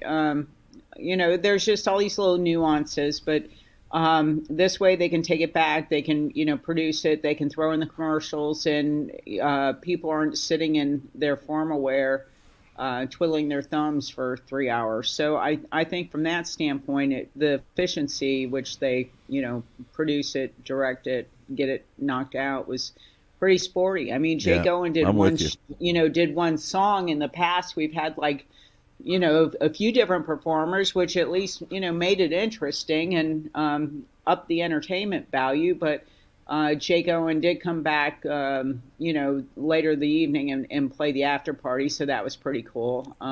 If you're a country western fan. But it was a good show just listening to it all. Who was the host? Who was the host? They did. Well, it bounced around. They had several hosts. Yeah. The main hosts, I guess, were Kelly Stavis and Marty Snyder. And then they threw in a little bit of Fox co-host in there for the truck stuff, and so that But other than that, it was primarily Kelly and Marty. I love Marty Snyder, by the way. Will Rutledge was tossed in there too, in his flannel suits. So the best part about that banquet is they don't ask everybody to give speeches like the old days. The champions, and that's it. That's good enough. Well, they interview it's the other drivers. Conversational, right? Yeah, I mean, the other drivers. I mean, if if you were one of the, I guess the top 8. If you're like fifth through 16, it's one of these, right? Right. That's fine. The way they did that was that's hunky dory because then it just becomes a sponsor blow, which I'm all for at the right place and time, but we don't have to go through that all over again. And so I think the way they did that, it's to condense it is makes perfect sense. Yeah. Well, I don't know. How would you grade out this season? Do you think with Kyle Larson winning all those races that, there's been times in the past when Jimmy Johnson wins a ton of races in a season, or Jeff Gordon or somebody, anybody that wins a lot of races, it kind of takes away from, it takes a little interest away from some people. Do you think that there was any of that this year with Kyle Larson? With that being said, I say no, because I think people were interested in watching Kyle Larson succeed. Would you agree on what side of the fence of that? I would absolutely agree with that. Not only would I agree with it, I have Alex Bowman saying the same exact thing. Alex had really great stuff to say about Kyle, that he thinks with the right equipment he can beat Kyle on any given day, and the difference is when he doesn't have the right equipment. He said the box that Larson's playing in is so much bigger than his box. He added that we are witnessing greatness right now, and we need to embrace it. And I think this is not to take anything away from Jimmy. But without Chad, there is no 7 championships. Okay. And I'm not taking anything away from Cliff. If you put Chad and Kyle Larson together, oh boy, the other people might as well stay home for the next decade. Yeah. Is kind of how I see it. There are people I'm sure would disagree with me. I mean, I went on Sirius and I, basically said that if Kyle Larson doesn't win the championship after winning 10 races, they need to rethink their format. Mm-hmm. And I got, there were people that just ripped me. And, that's fine. They can have an opinion, too. That was my opinion, that with Larson's body of work, and I think he won 4 of the last 5 races. But, regardless, you go in there and you have a 10-race season and you're not crowned the champion, something's screwed up. Well, I'm in your corner on that. So you've got somebody who agrees with you with that, even though others may not. I think you're absolutely correct. You know, as much as the excitement factor of the way they have the playoffs and the elimination, somebody like Larson gets eliminated on something stupid. I mean, that would just be egregious. But can I jump in there and just say one thing about that? Knock yourself out. It's like last year. Chase Elliott, there wasn't going to be a Chevrolet in the final race for the championship, right? Until Chase won that, it was the second to last race, wasn't it? Martinsville. And there wasn't going to be a Chevrolet in there, and all of a sudden Chevrolet's in, and he ends up winning the championship. Some people probably didn't like that either. You know what I mean? That a guy that really didn't have much of a year.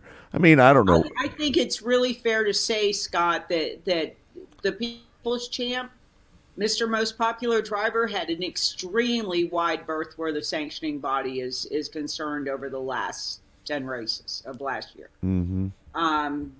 You know, on the other side of that, and, you know, this goes back to the randomness. You want to have a winner take all at Phoenix, you know, that's all fine. But are we going to be sitting here with the same excitement and enthusiasm if that race plays out the way it looked, where, you know, it was going to be a Truex Hamlin 1-2 finish, right? Yeah.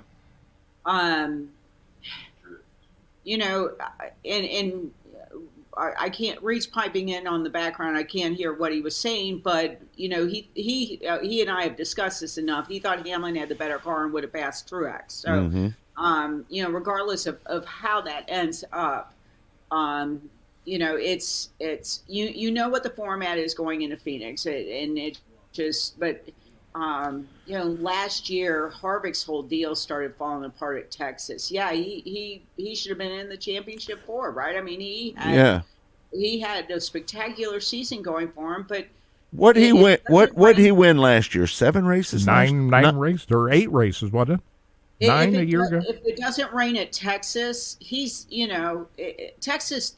The rain at Texas is what kind of there inlet, you know, and then he would have had to have won at Martinsville. So there was kind of no coming back. I really, honestly, and truly believe that Keselowski had the best car at Phoenix last year, and he had the best flat, you know, 750 package car all season. And I really thought he was going to win the championship, but you know that didn't happen. But it's you had just what NASCAR wanted. Any one of those 4 drivers could have won at Phoenix, and I think the guy who, you know, had the best body of work pulled it off. And you know, back to Bowman, I really think that we are witnessing greatness right now, and it's, you know, it's incredible to watch. And I'm, you know, I like having the front row seat that I have for. Really. Right, no doubt, yeah. Yeah, there's no doubt that Kyle Larson has induced a lot of energy to NASCAR right now based on what he's doing. For sure. But, I'm really shocked that the dirt folks didn't step up and help get him voted in as most popular driver. You know, I thought he would win it too. If there was a year that we were going to upset the apple cart, this was the year. Yeah. And I'm still kind of. I would have hoped that it would have been a closer race to the finish. But let me ask you this, though.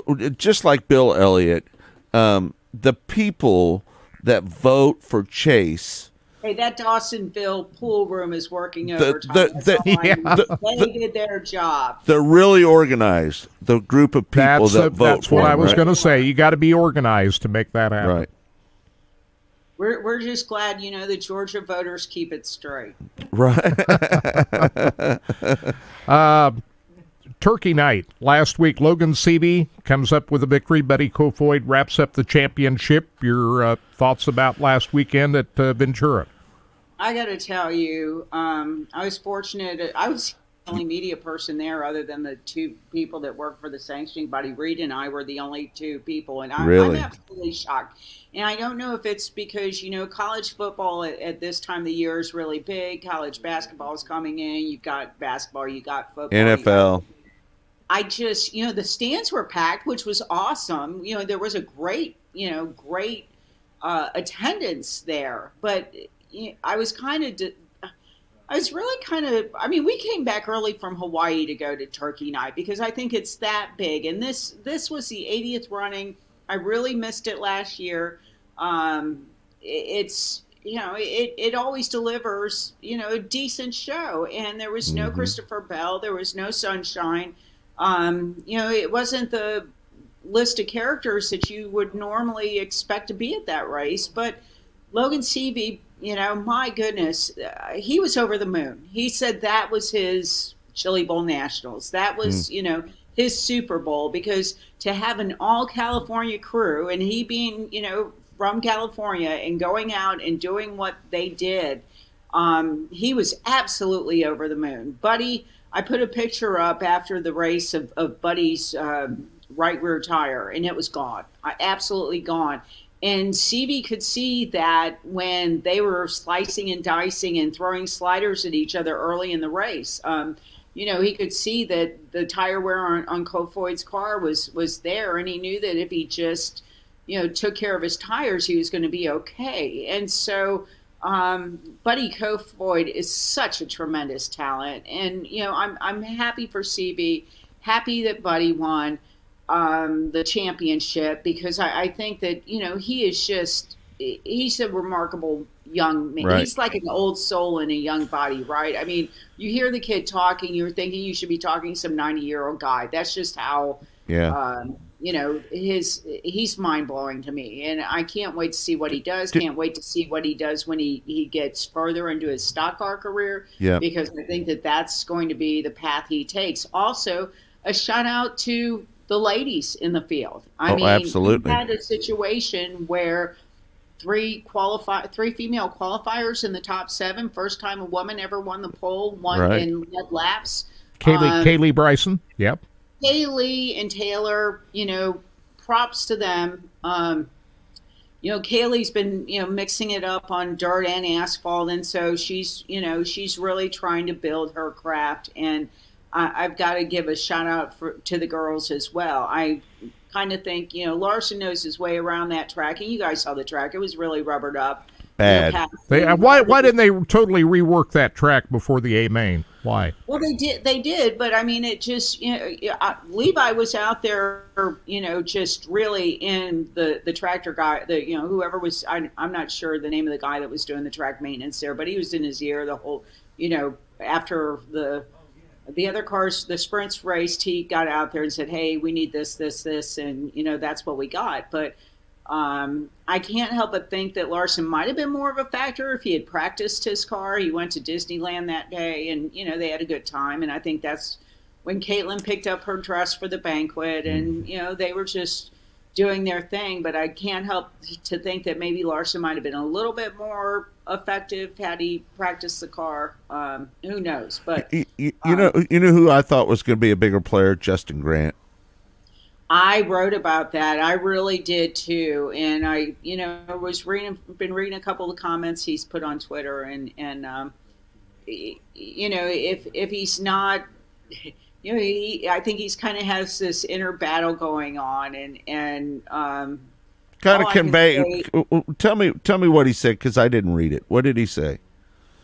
Well, he put what appeared to be a Native American fable, you know, tale, whatever, up there. And he talked about, you know, 2 wolves, the good wolf and the bad wolf, and, you know, just battling within himself. And people think that he's such a nice guy on the outside. And, you know, that's part of being an adult. Even on your crappiest days, you try to be a decent human being. And I think he's, you know, that part of the equation, he's got locked down, because Justin has always been so accommodating, you know, just an absolute sweetheart. And, you know, no, I don't get to see his dark side, and, you know, that's what he saves for other moments. But, you know, when it comes to being an adult and when it comes to being a professional, he's got that down. And I will take an interview with Justin any day of the week if he'll give it to me. You know, you just never know what a person's going through. You know, we see commercials. You ever see the commercial where the lady's got the plate on a stick and it's got a smiley face and she puts it up in front of her face? You know what I mean? Haven't we all been there? I mean, seriously. Right. Yeah, but I'm just saying, a lot of people go through mental issues, and you have no idea that they're going through it, right? Right. I mean, they put on a false face, and they look happy, but internally, they're not happy with themselves for whatever reason. It could be something in their personal life. It could be the way their racing career is going on. It could be an argument they had with their wife 30 minutes before you see him.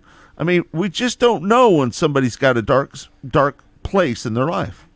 Right, and I mean, I've got a friend who's been going through that over the his entire life, but really, really over the last year. And the best thing you can do is be a friend. And I mean, I don't think Justin's anywhere close to that. I just think that he came home after a long trip, and I think he's just kind of unloading a little bit. But it's like I said, there's that one of the new words that has been creative over the last few years is adulting. And part of adulting is when you're a professional and you have something to do, you put on your big boy pants and you go out and do it. And being part of being a decent human being is just simply being nice to other people, because your smile, your compliment, your bit of trying to uplift somebody on, that day, giving a tip to somebody who looks like they're having the day from hell, right? But at least they made an effort, I mean, especially around Christmas time,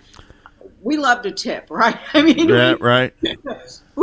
Because it's like, not just because it's, we're kind of grateful, for, what we have, but then again, because these people who are working right now in the service industry, oh my God, the fact that, so many people, you can't find people to get into these jobs. The fact that these people actually stepped up and did these jobs, so you don't have to go to dinner tonight. Right. So you don't have to drive yourself to the airport. I mean, it's like, I don't know. I'm with you on that. I tip these ladies. I over tip right now. I do too. Especially this time of year. Yeah, I am absolutely 100% with you on that. When we go to the corner cafe or whatever, we're laying it out. Yeah, you have to, because these people are working to make us happy. Basically, and another thing about that commercial. You ever seen the commercial where the person is struggling to talk to a friend that knows that they're going through some issues and they don't know what to say to them and how to approach them and whatnot?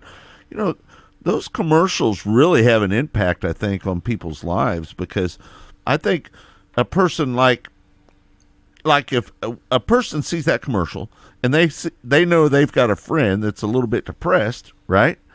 They know that, hey, maybe this is what I need to do. Maybe I need to talk to that person and make sure they don't need some help.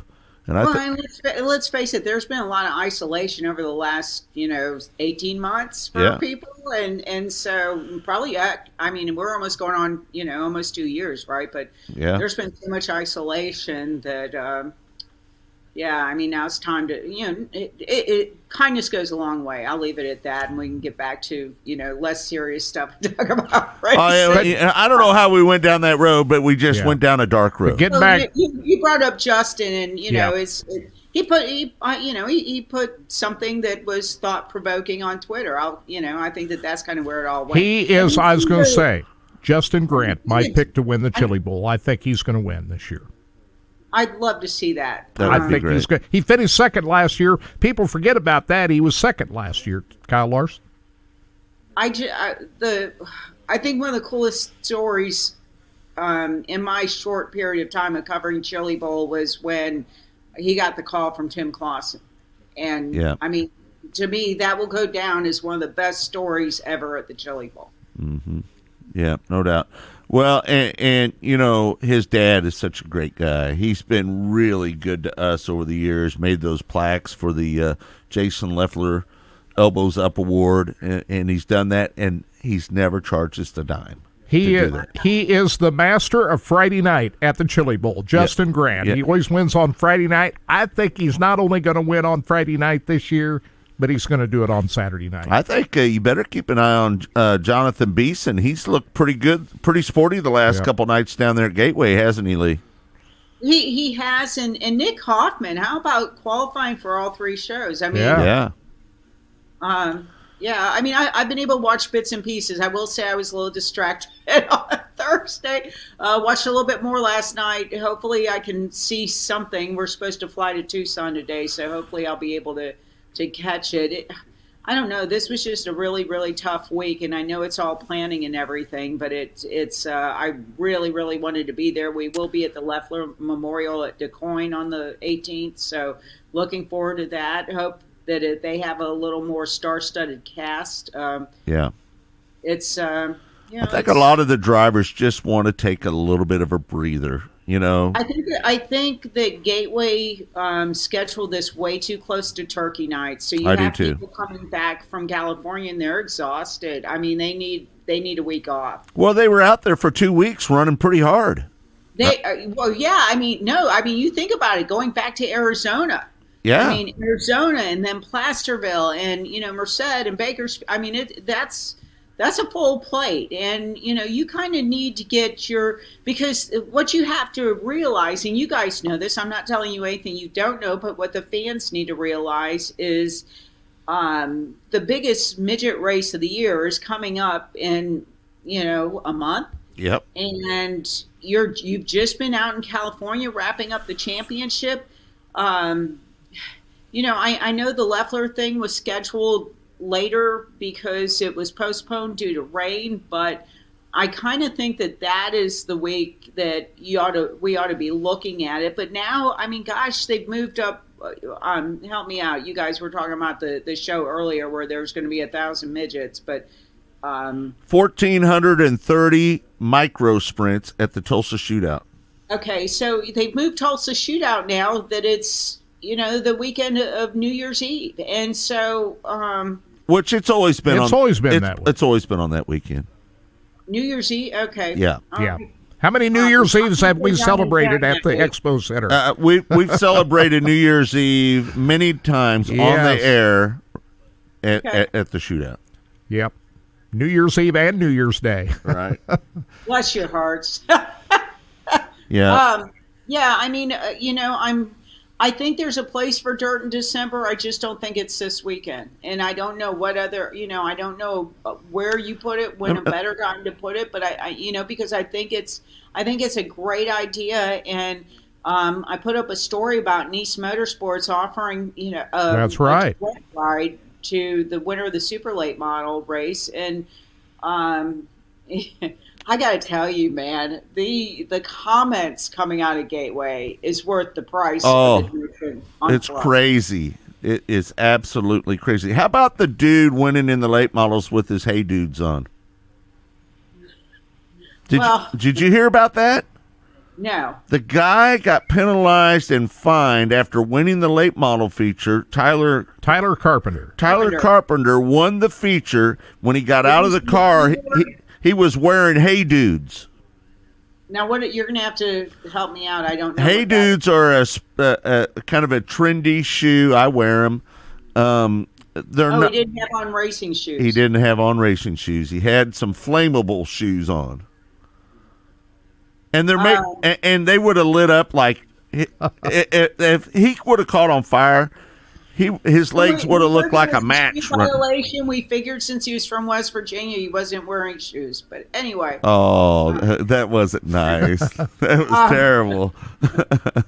Anyway, I will say one thing that I didn't put in the story that Cody Efot told me is that clearly whoever the winner is, before they would do anything with NASCAR, they would take these drivers through sensitivity training, because that's clearly not a prerequisite when you're using the P word in your post-race comments. Yeah, that's what we were saying. The post-race interviews were probably the most memorable of the first two nights. I tell you, especially the modified driver that wants to get down to his underwear. The best interview the best interview of the night was the late model driver that got taken out running second.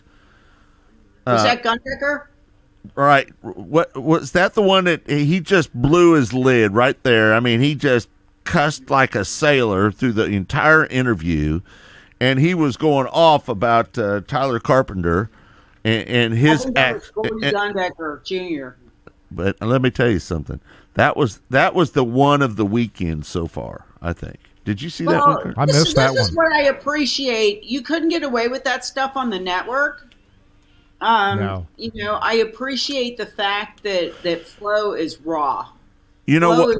Hold on a second. Well, the Racing Boys, Hold on. we had it raw. Let me tell you something. We were doing that long before Flo was around. I get that. I completely understand that. But you know what? You know what? The reason that we had a lot of that on our broadcast was they felt comfortable doing it on Racing Boys. No. It was because of Scotty Cook. Yeah. You know, Scotty would stand back, and I'd get in his ear, and I'd say, "Get in there, Scotty. Why he's mad? Get in there. Come on, get in there. Get in there." And he'd jump in there. He wasn't afraid to do it. He'd get right in there when their head was about ready to explode, and Scotty would ask a question and just stick the mic up in front of him. And I mean, we've heard everything on the air that you could imagine. it would make for a great montage, wouldn't it? You know what? You couldn't do it because there's some stuff that The FCC wouldn't care for? No, it's not that. It's people wouldn't care for. Well, see, and that's the thing. If you hope that at 11 o'clock, by the time the main is going on, that the youngsters have gone to bed, and you don't have to explain. But I mean, that's kind of like the 6-year-old running down the street the other day screaming, "Let's go, Brandon." I don't think he understands what that either, unless I don't know. Somebody last night called Blake Anderson Brandon Hahn. Did you hear that? Yeah, I missed that one. Did you hear that? I think it was Jonathan Beeson that did it. Okay. If I'm not mistaken. Well, Jonathan would know Brandon Hahn, and but could you imagine if you're Blake and they call you Brandon? I would have said if they sent out the search party yet. It was the funniest thing. Well, Blake Anderson had the greatest job of all the people at Flow doing these interviews. Yeah, the last 2 nights. That's for sure. And the other guy that I was going to talk about was Miles Moose, who won the late model feature last night. How cool was that interview? I mean, he was great. He was fired up. Yeah, he was fired up. I replied to his tweet because he put up something about all the national guys getting all the attention, and I said, you can cure that by winning, and he did, right? And so I think that pretty much, I can't find it off the top of my. And let me tell you, I'm a little disappointed that they're paying the late models $30,000 to win. They're paying the modifieds $10,000 to win, and the midgets $10,000 to win. Well, it's the late model show. That's the main class. It's a whole. That's the open field. 63 cars. They've opened that. All up. right, so I'm a homer, and I want the open wheel cars to pay more. The midgets and modifieds are support divisions at this event. Miles tweeted, "Same year, same national touring drivers getting all the publicity. You have guys out there busting ass and don't get." He used the word notarized. I think he meant noticed. And it's severely unfortunate and doesn't give them a chance. And, he solved that problem. He went out and won, and that's what you have to do. And the one thing, and, I give Tyler Carpenter, a credit on this, because he said, and they said, "What makes you so big at the Dome?" And he said, basically, I can't sniff their butts on most of these tracks, but I can come here and run. And that's... Find your niche and take advantage of it. Find a track that suits you and go out and make a name for yourself. You guys did that with Boyer. I mean, it's just, you have to have that moment in the sun really to get noticed, or be the guy with the family equipment and the shoestring budget that goes out with that kind of budget with equipment that's not, the Keith Kunz level of superiority, and make a name for yourself, Let your talent carry you. I understand the equipment makes all the difference in the world. Yeah. And that the big name teams, with the PR people who can go out and push these stories, get the attention. But if you really want to draw attention yourself, go out and win. Yeah. Well, Chase Allen, the modified winner, said pretty much the same thing too. He said, "I go out and get extra jobs. Don't complain about it." Hold on. First of all, exactly. I appreciated those comments. He said, "Don't sit home and bitch. Go get those extra jobs to put the kind of effort and resources in your car so you can have a night like he did." First of all, that guy. That was Christmas last night, people. I mean, that guy lost his mind, and it was awesome. Oh, you know what? Great. Listen, I'm going to tell you last night, the modified winner shouldn't have been the modified winner. He spun out in front of the entire field and jammed up the entire field, took out about 10 cars, and they restarted the lineup the way that they were supposed to the first time. They didn't complete a lap. They didn't penalize one of the cars that was involved in that yellow. Because the rule is they didn't complete a full lap. Kirk, that is not the way races are done. Well, that's their rules. Well, I don't care. It's a stupid-ass rule. They went down in turn one. They spun out. They stopped their forward momentum. You go to the frickin' rear. Well, I would agree with you, but that's not the rules at the Gateway Nationals. You complete a lap. Kirk, are you on their payroll? No, I'm just saying that I agree with you. I think if you cause a yellow, no matter when it is in the race, you should go to the back. But it's not that they have different rules at this event. I think that they were lazy and they didn't want to have to redo the lineup. That could be the case. I think that's really what the happened there. They didn't want to have to take 10 cars out of it, figure out how to put them all to the back, how they were going to line up. It was going to take too long. Let's just reset the field. I don't know. Do they have a curfew in St. Louis? Do they have to get these races over with at a certain time? I don't know that. I thought it was pretty cool to see the was it the Supermods? They put a picture up coming down the street, driving down. Oh yeah, that's cool. Yeah, I for thought sure. that was, I was just hoping one of them didn't get stolen like Chris Wyndham's truck a couple years back. Mm-hmm. He eventually got that truck back, but it was so chopped up he didn't know what to do with it. Yeah. Well, listen. When would you run that event, Lee? We were sitting here talking just a few minutes ago. None of the national guys are down there except for Wyndham, really, to speak of. Zach Dom's there. I mean, he dips in and out with the national guys from time to time. Where would you schedule that Gateway race? Would you wait till after the Chili Bowl, or would you do it a little sooner? If you were I like dirt in December. I do, because I think I think it serves a purpose. But that being said, you have to give people ample time to get their Chili Bowl equipment ready. Right. Keith Coons told me, every time they've held this, I'm not going. And he waits until they send him money so his drivers will show up, basically. But I think this year with that law, every year for the last couple of years, that West Coast swing's gotten longer. Placerville has really become a big deal. And you guys remember when Matt Wood made that announcement, right? I mean, you knew it was going to be large. And it's turned into a big deal. And then it culminates with the Turkey Night, which is another, that's one of those iconic events. And I really think Dirt in December has the potential to be an iconic event. But until the banquet gets moved up, and now Sunshine was one of Larson's guests this week, right. And so you're taking other people out of the equation. But then again, he didn't do any of the West Coast stuff. I don't know if he's completely done with midgets. I don't know what the story is there, but anyway, this event he wants to be a winged sprint car driver. This event caters more to the late models than midgets. It really does, and I think some of the midget people realize that. And the midget show is really like an appetizer, and it doesn't get the same respect that it does at other places. But I will tell you, there is a mass exodus out of the midget tour of people leaving and going to sprint cars, and the midget ranks are going to have a completely different look next year. And the number of guys that are making that move, there's going to be it'll be huge changes, and so it's going to be interesting. That's why we're trying to accommodate the young teenagers right now. How many guys you think are going to go wing sprint car racing next year that are going to defect from the USAC midget ranks?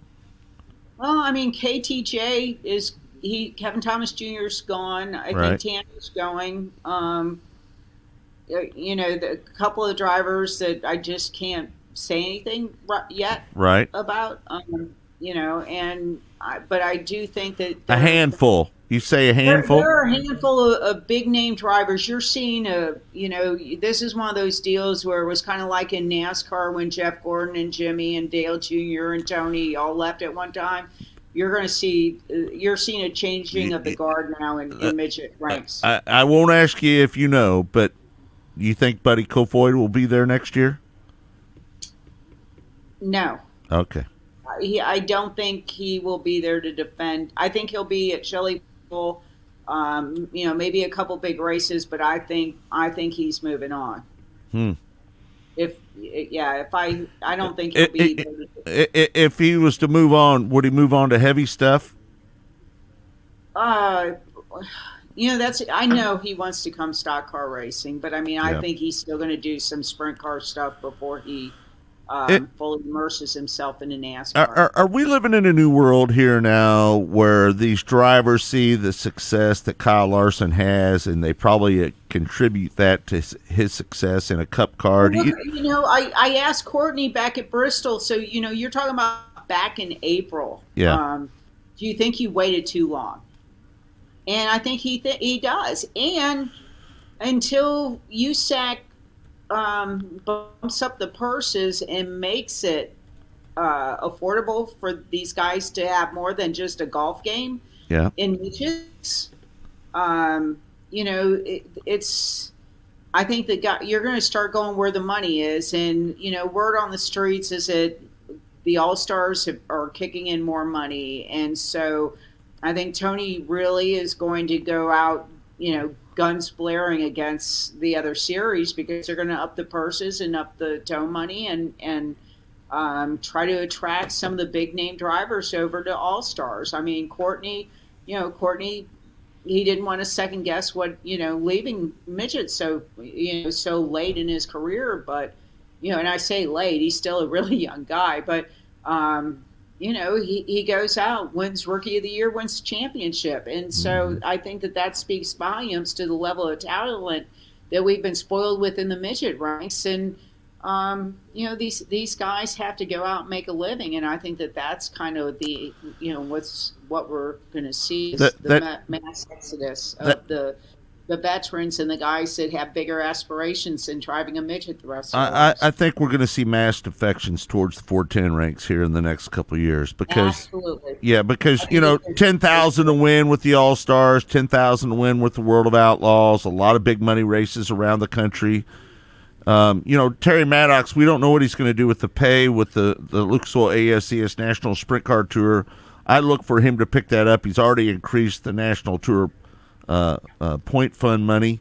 He brought it back up to $50,000 to win for the championship, a $200,000 point fund. So there might be some interest over there, but the fact is that there's 2 or 3 stars over there in the ASCS National Tour, and they need about 6 or 7. And I'm hopeful that that some of the guys, because back in the day when I was out there, we had Jason Johnson, Shane Stewart, Brady Bacon, Gary Wright, Tim Crawley, Wayne Johnson. The list was long of stars that he had that ran with us out there on the national tour. And we're lacking a little bit of that right now. Blake Hahn, Matt Covington, you know, I don't know. Dylan Westbrook is starting to become quite the star over there, I would think. You know, I mean, no offense against Blake, but other than, you know, having the Hahn name, he's not a household name, right? Well, I think he's, you know what, I'll disagree with you a little bit there, Lee. And the only reason I say that is because he's won some pretty big events. You know, he's won the short track nationals 3 times. He's a national champion now because he's won the ASCS National Tour Championship. I mean, you go back and you look at some of the guys that were national champions. Aaron Reitzel, He was a national champion in 2015 with the Lucas Oil ASCS National Tour. He goes over his rookie year. He wins Rookie of the Year and the championship with the All-Stars, right? So I think that Blake Hahn is talented enough to get over there and do that. Right. If they have the funds to do it. And the thing about Blake Hahn is he's such a likable guy. Oh, he's such an easy guy to root for. And if he wherever he goes, he's going to carry a lot of fans with him because he's such an easy guy to root for. Well, he's got an old soul. Yeah, I mean, I love the guy. His grandfather and his... And I'm not saying that because we've had the relationship with him. I'm just saying he's just a great guy. Let me just tell you something. It's because he was raised by Tommy Hahn. Yeah. I'm just going to tell you. Even it's like you said, right? So, I mean, Sunshine, because Sunshine, he, kind of had the name before he went over the All-Stars, and some of these other guys that, have in the USAC ranks have kind of built up, when you get on this Chili Bowl stage, that kind of elevates things a little bit more even. I mean, but it's that one big thing of the year, but the fact that it's on MAV, and it was on Racing Boys, it gave it, international exposure. And so I think that, even something like that, if you win a prelim night, if you get to the A main of Chili Bowl, you're going to get a lot more name recognition. Right. Even than with some of these touring series. But even, what Aaron did, and, I know he's your boy, but, really not until they got, Flo's going to turn this thing upside down, right? I mean, it's I don't know. It's just kind of nuts how big this is all going. But, Bowman told us, I guess it was Thursday morning, that he's going to run 30 sprint cars. Wow. Racing. Huh. And one thing that we didn't throw into the equation about people going 410 racing is PowerEye is now starting a Midwest 410 sprint cars league. And here's my question. Do we need another 410 sprint car league? That's just my... No, we really don't. Well, see that, and it's like they really haven't done much to promote their midgets. And I think I think there's room for that. That could be a step up to USAC midget racing, but until these people start making it profitable, or at least get the exposure, if you're not going to make it profitable, at least find a way to give exposure to these kids, because it's like pulling teeth trying to get decent press releases. And they didn't even put a press release out for last night's race at Gateway. No, I didn't see it. They didn't send me one, so you didn't get it.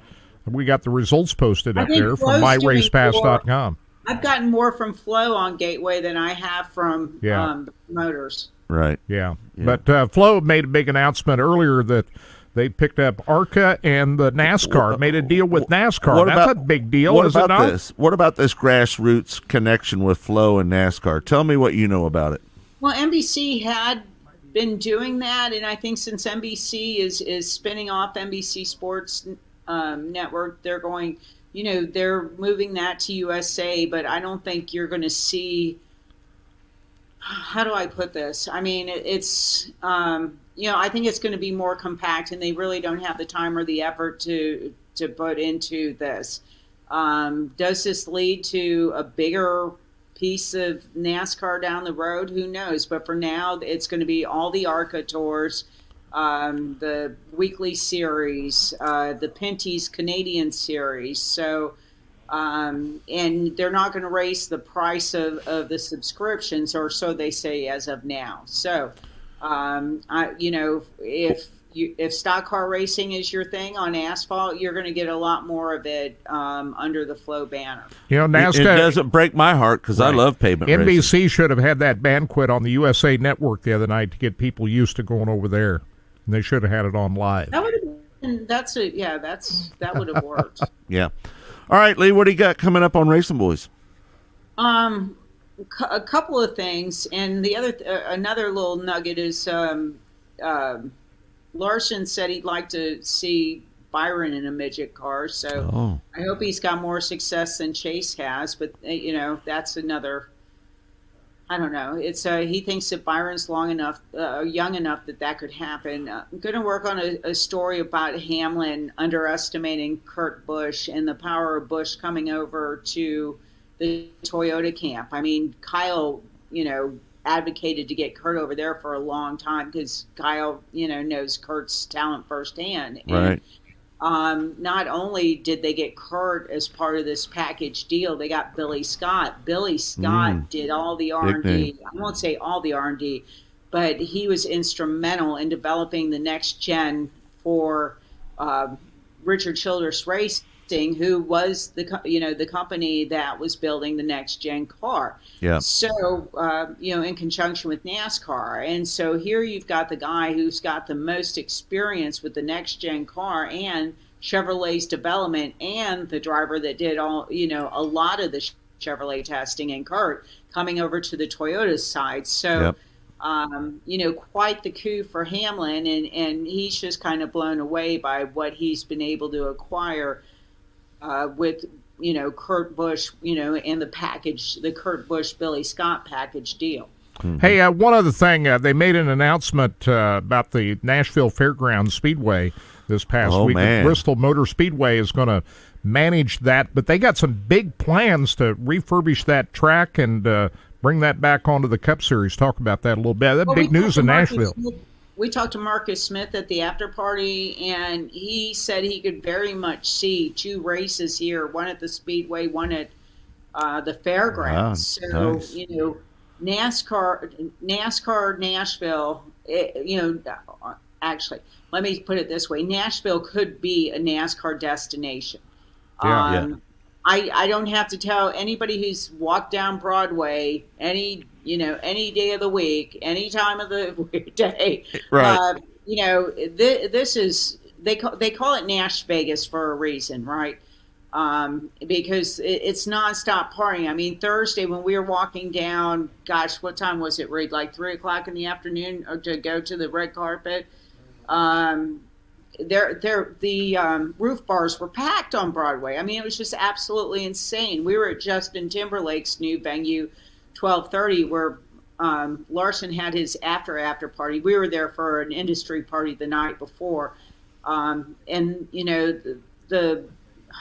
the entertainment here is just off the chart, and so that bodes really well. I think this is the last year we see the All-Star race at Texas. I think the 2023 All-Star race will be at North Wilkesboro.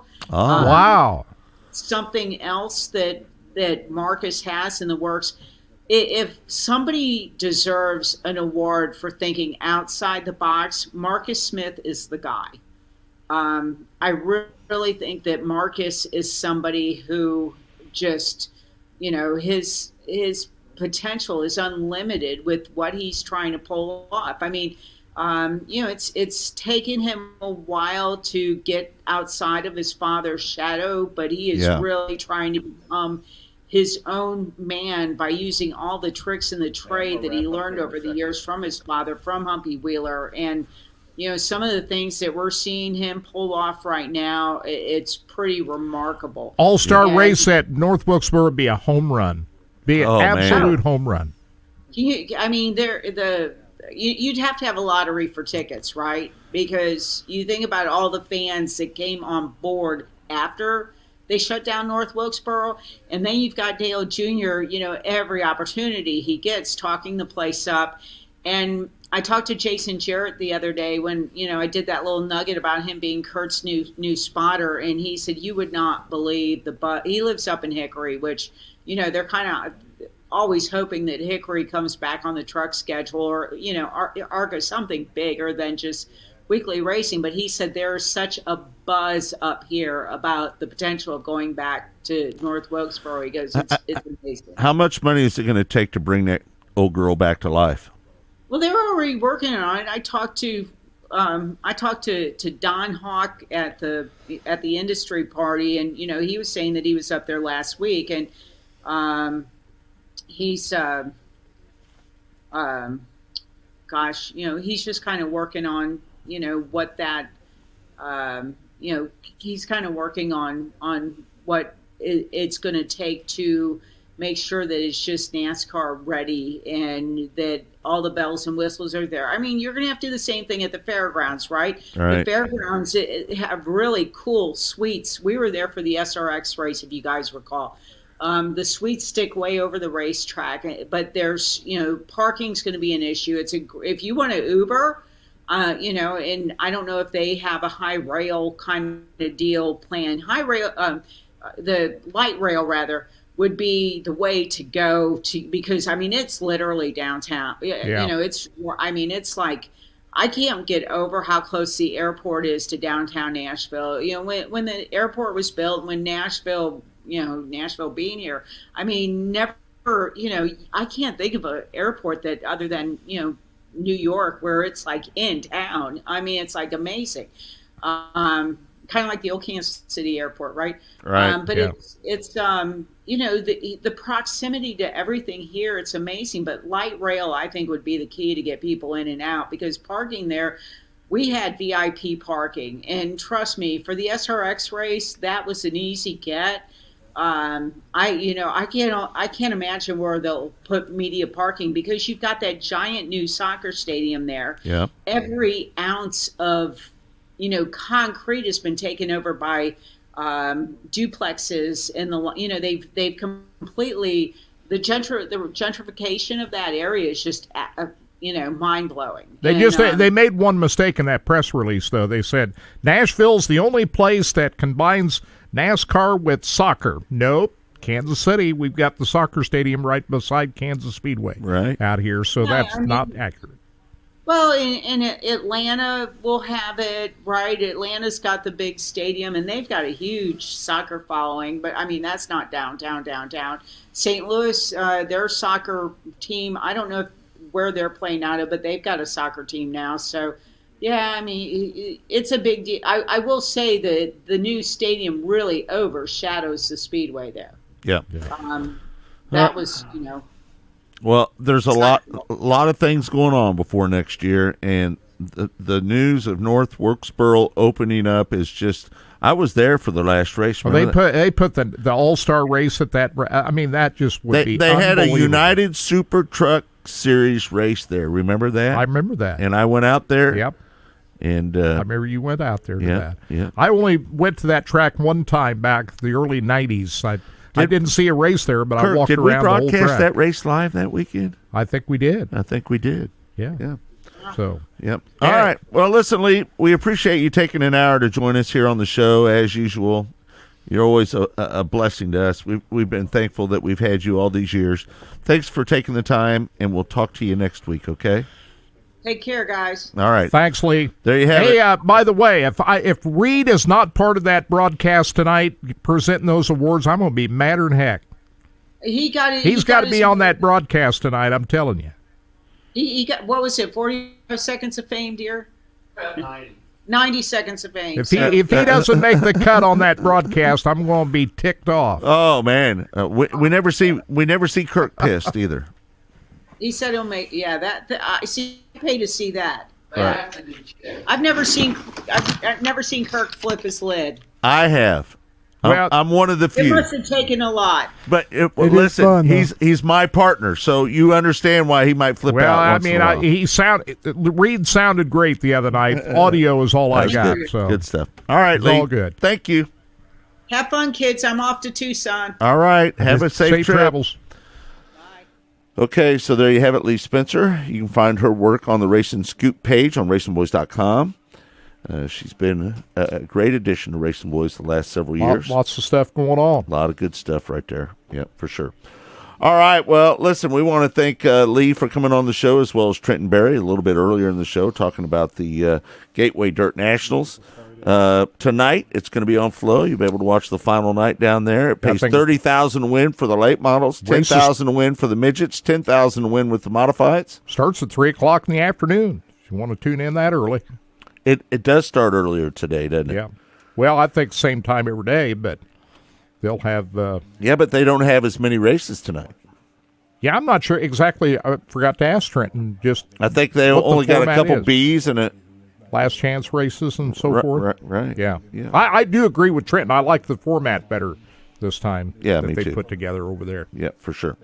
All right, folks, thanks for tuning in to the show. I want to thank Blake back at Sports Radio 810 WHB for helping us in hour number 1. Also, Todd Surprise, Austin O'Neill for helping us out here, hour number 2, hour 1 and 2.